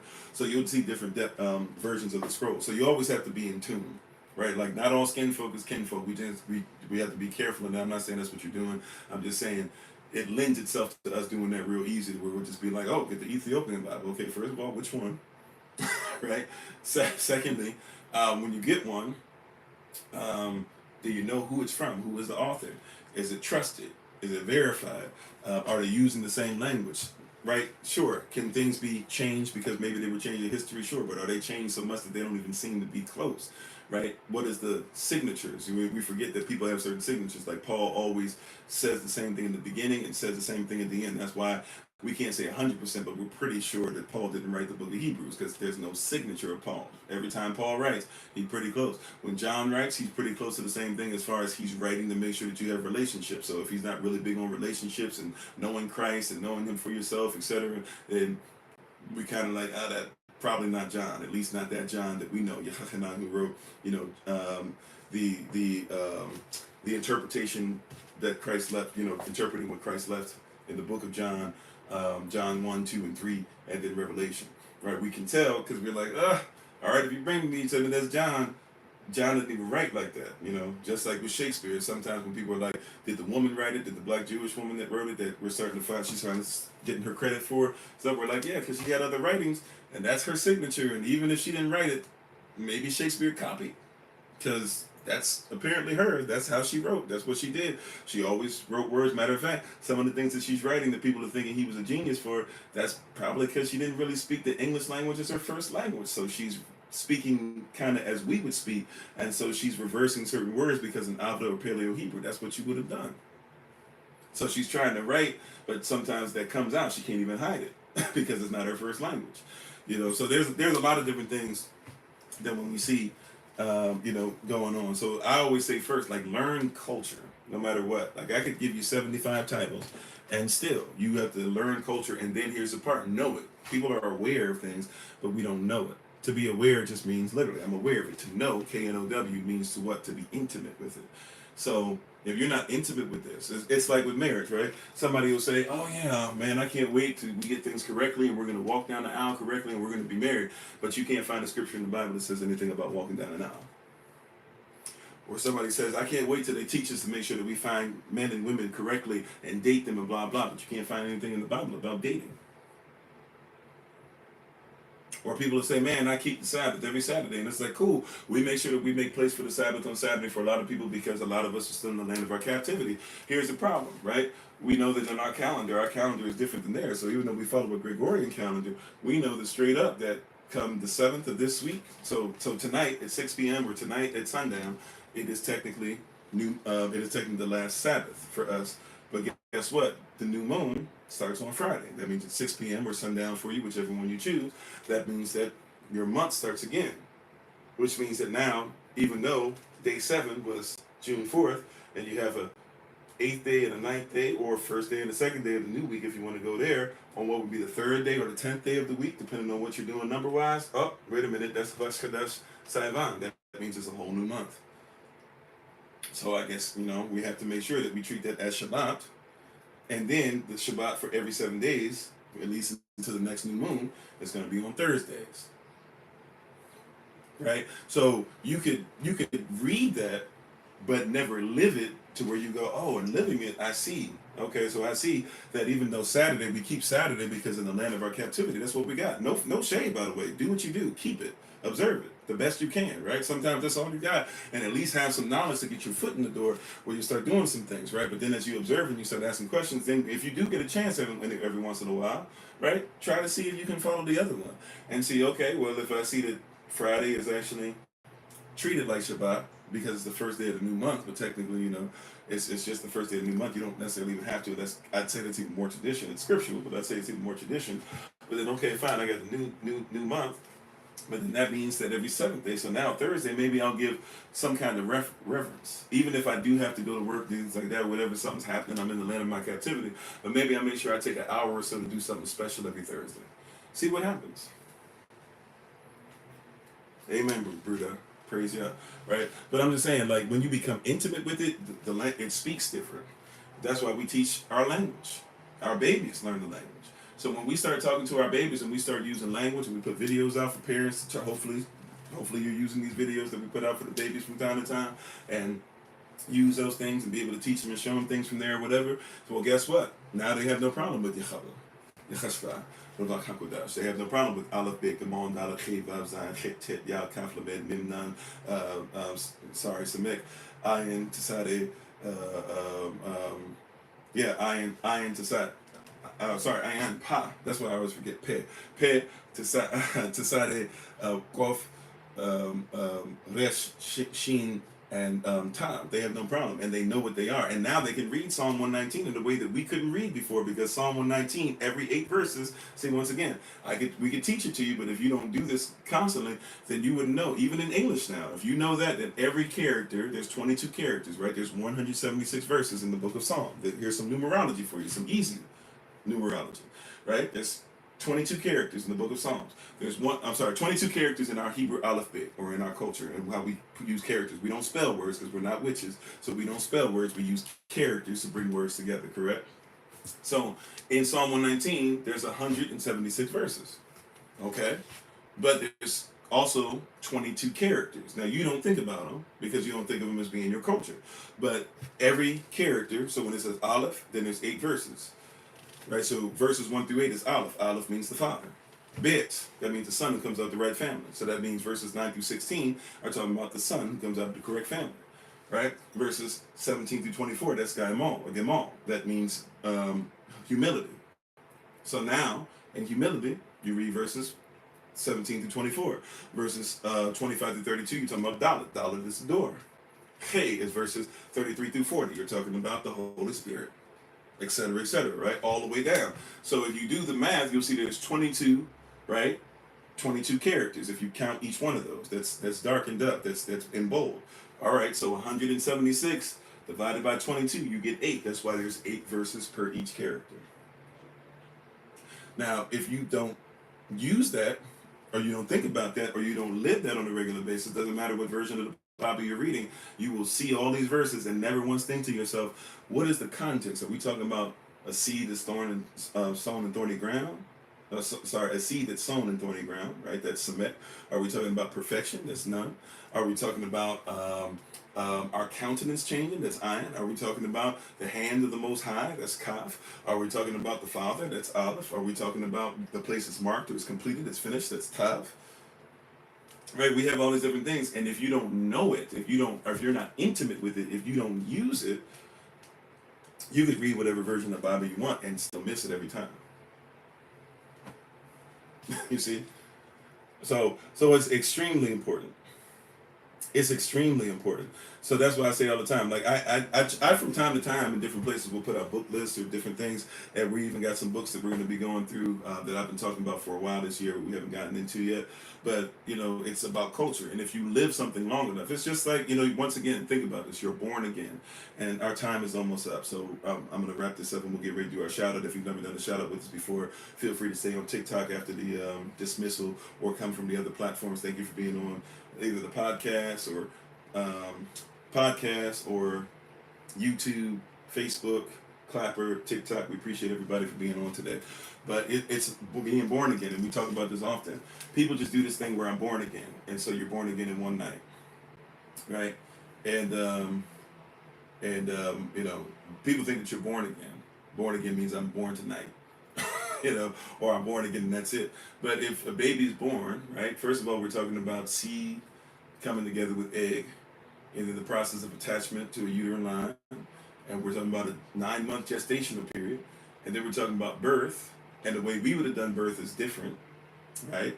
Because you can't let them see too much light. The mother would have squatted on the birthing stool, and we wouldn't have detached the reason why it's so hard to cut the umbilical cord is because it's supposed to hang in there, because it's supposed to fall off on its own, so that the baby can have what comes from the placenta, or what we call the afterbirth, that comes out of the mother, that it would still be attached as the baby. The mother might not even be prepared to give the sincere milk all the way, but at least can give colostrum so that the baby's body gets used to digesting, because you don't want to just pour a bunch of milk down the baby, and the baby just got here, so maybe the colostrum comes out where the baby has a chance, and his body has a chance to get used to this, and maybe even use the restroom when you get that first really nasty, disgusting stuff that comes out, but the baby still is eating from what it's used to. It has a process of transitioning, right, to what's coming from the placenta.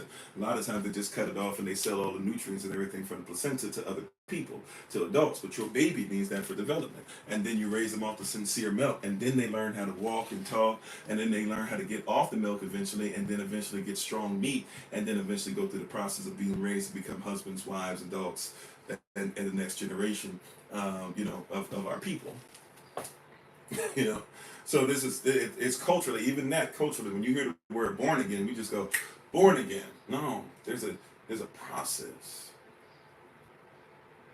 You said you still have your baby placenta in the freezer. Yeah, a lot of people do, or a lot of people keep catching on to that, right? But there's a whole process, right, that you have to go through. So when you're born again, this is why Paul says that people that are new, you don't make them deacons, or you don't put them in positions, you don't make them preachers, you don't make them pastors right away, because they have a whole thing to get used to.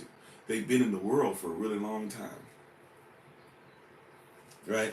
So when we talk about being born again, there's a culture. So just because somebody says, oh yeah, I'm learning this, yeah, it's a process. It's a long time. And think about this, even some of the shackles, some of us have been in the world much longer. Some of them might have been in the world or been in the church. By the way, the word church comes from the word circus. So, right, so there's certain things that attracted you and things like that. There's some things that you're going to have to actually get used to not being high off of.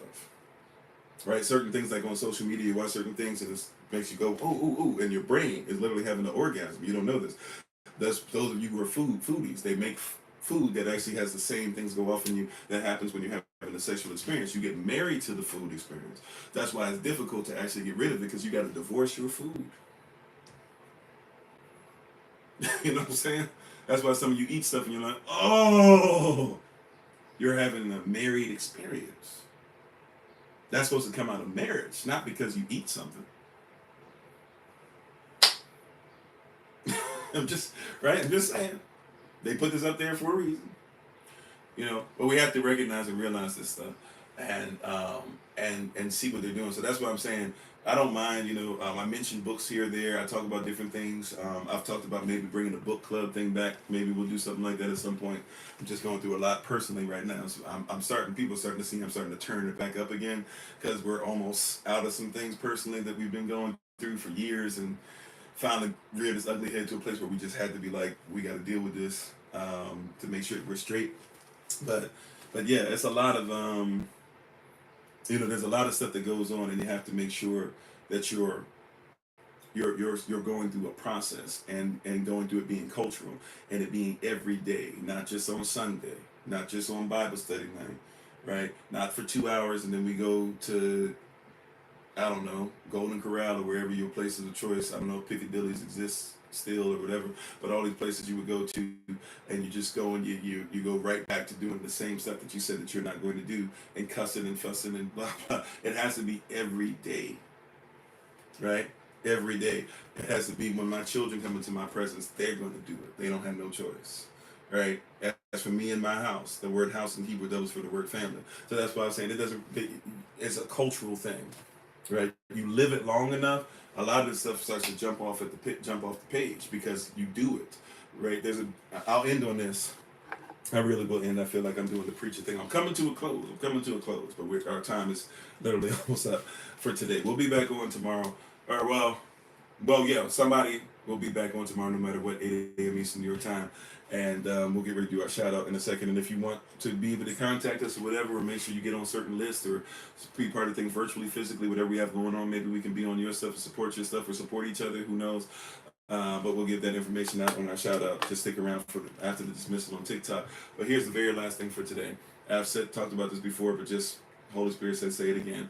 I had a dream when I was younger, and I didn't comprehend it all the way. And it's not even a huge, long dream. It was just, but I get it now, more than I ever had before because I lived the culture.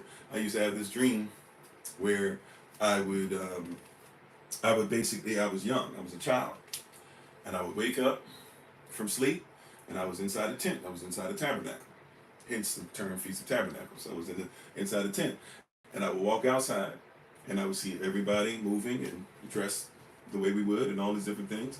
And everybody's happy, and everybody's getting ready to celebrate something. I don't know what it was, but everybody's just moving around and kind of going through what seems to be the normalcies. Everybody saying hello, everybody this, that, etc. And then all of a sudden, Moses. Now, I never really see his face. I see a beard, and I see a staff, but for some reason, my spirit knows in the dream. I just know it's revealed. This is Moses. Right? I don't know how to even tell you how I knew. It's just in the dream. I just knew that was Moses, right? And he walks up to me and talks to me, puts his hand on my head, sits down with me for a little bit, and then it's like, okay, well, I got to seek Yah about some things. Have a great day, right? Shalom. And when that happened in the dream, I didn't really recognize it, but as I got older and started coming more into the truth, and then started saying, no matter what, even if it gets me kicked out of churches, excommunicated from different things, whatever, I will continue to be faithful to this.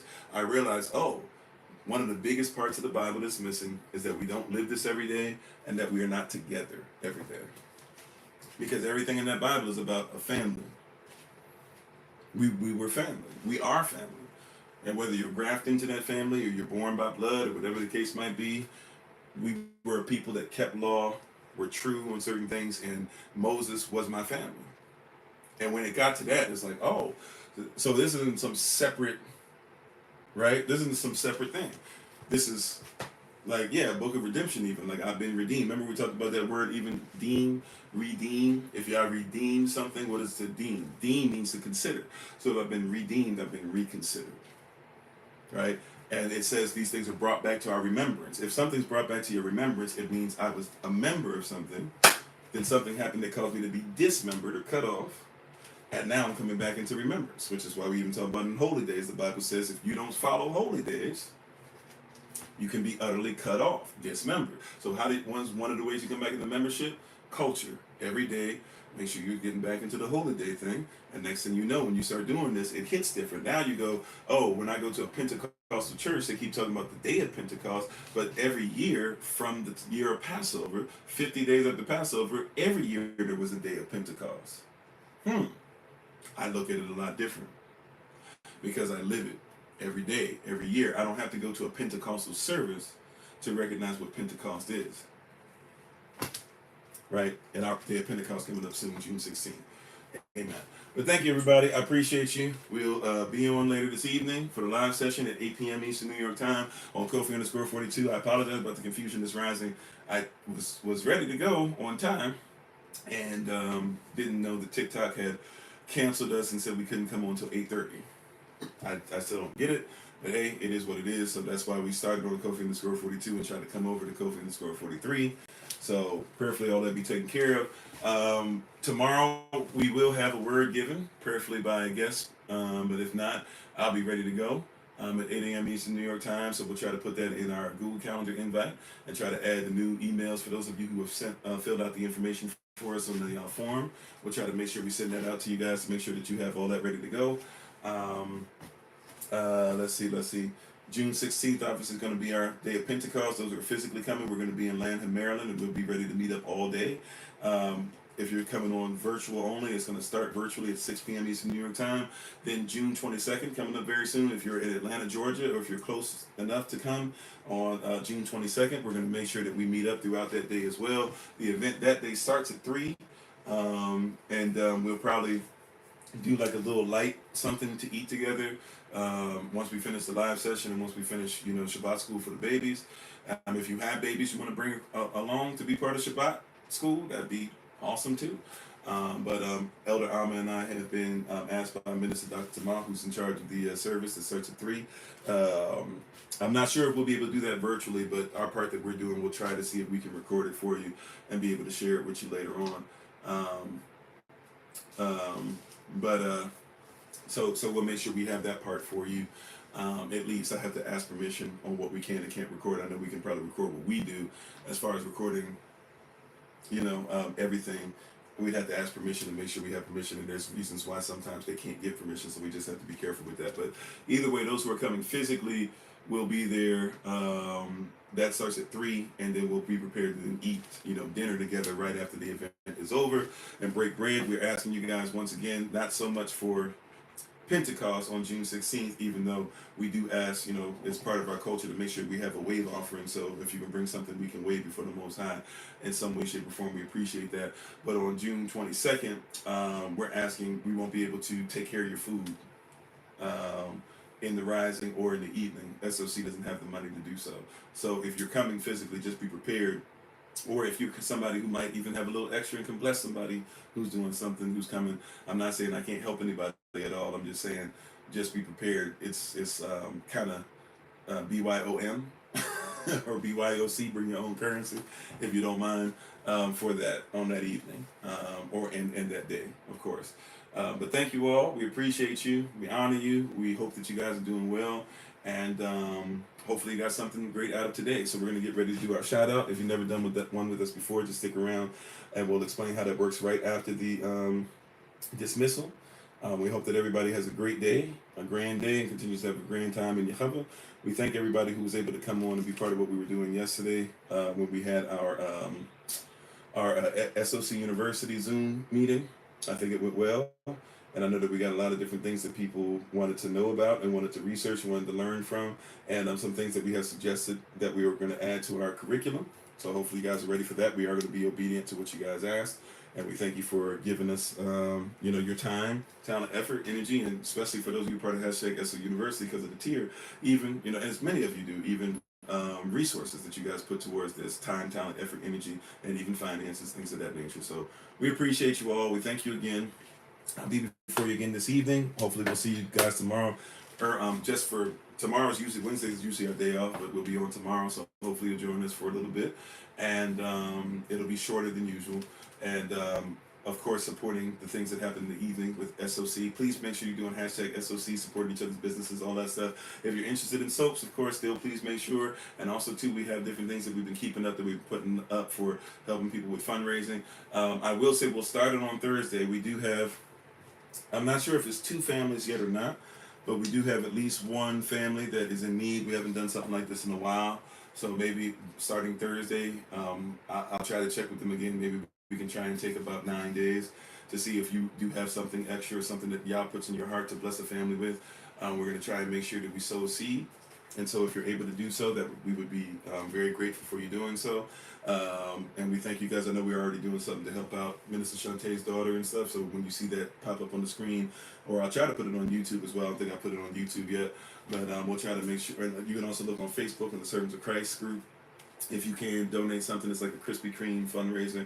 So, even if you're somebody that doesn't necessarily want the donuts, if you're trying to make sure you're staying in there, I actually sent some money, Cash App, to the family. We're going to try and do some more as well in the future. So, but if you can support in different ways, we just thank you guys for doing so. And we appreciate you.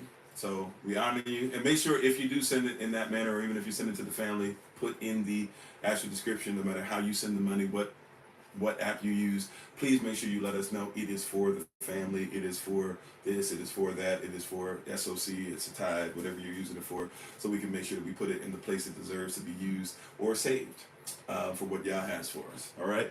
But thank you all again. We appreciate you. Ministerial staff meeting we have coming up on Thursday at 7 p.m. Eastern New York time. I'm sorry, 6:30 p.m. Eastern New York time.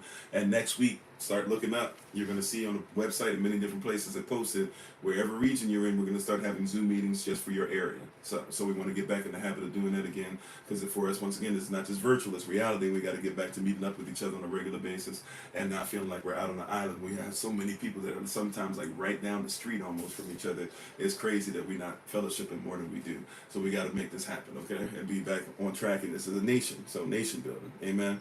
Alrighty. So we'll go ahead, stick around on TikTok right after the dismissal. We'll show you how the shout out works, and then hopefully you enjoy it. To everybody, once again, if you came over from the podcast, if you're on Clapper, if you're on Facebook, if you're on YouTube, if you're on Facebook, if you're on TikTok, we appreciate your presence today.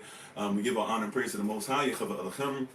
We give our praise and honor to him for my wife, the Honorable Amma, who lives a life that's able to be honored. As always, you can check her out on TikTok, YouTube, her website, and Pinterest at Bloom and Flourish. Not A-N-D, the letter N, Bloom and Flourish. She is a healer, herbalist, chemist, and biologist by degree. Thank you, everybody, for being on. As always, this has been Pastor Kofi, Pastor Servant of Christ, where we are always changing lives one mind at a time, but being a voice of the voiceless and speaking the unspoken. And until I have the great privilege, opportunity, and responsibility of being in front of you all again, please remember, as always, that you are loved, you're necessary, you're majestic, you're fearfully, wonderfully made, and you, which is all of us working together, will be the reason why people who are in this system no longer have to be of it. Shalom, family. Peace. Shai Shalom. Early Shabbat Shalom for those of you who are keeping the Israelite calendar. To those of you who are still on with us, if you're not coming over to TikTok,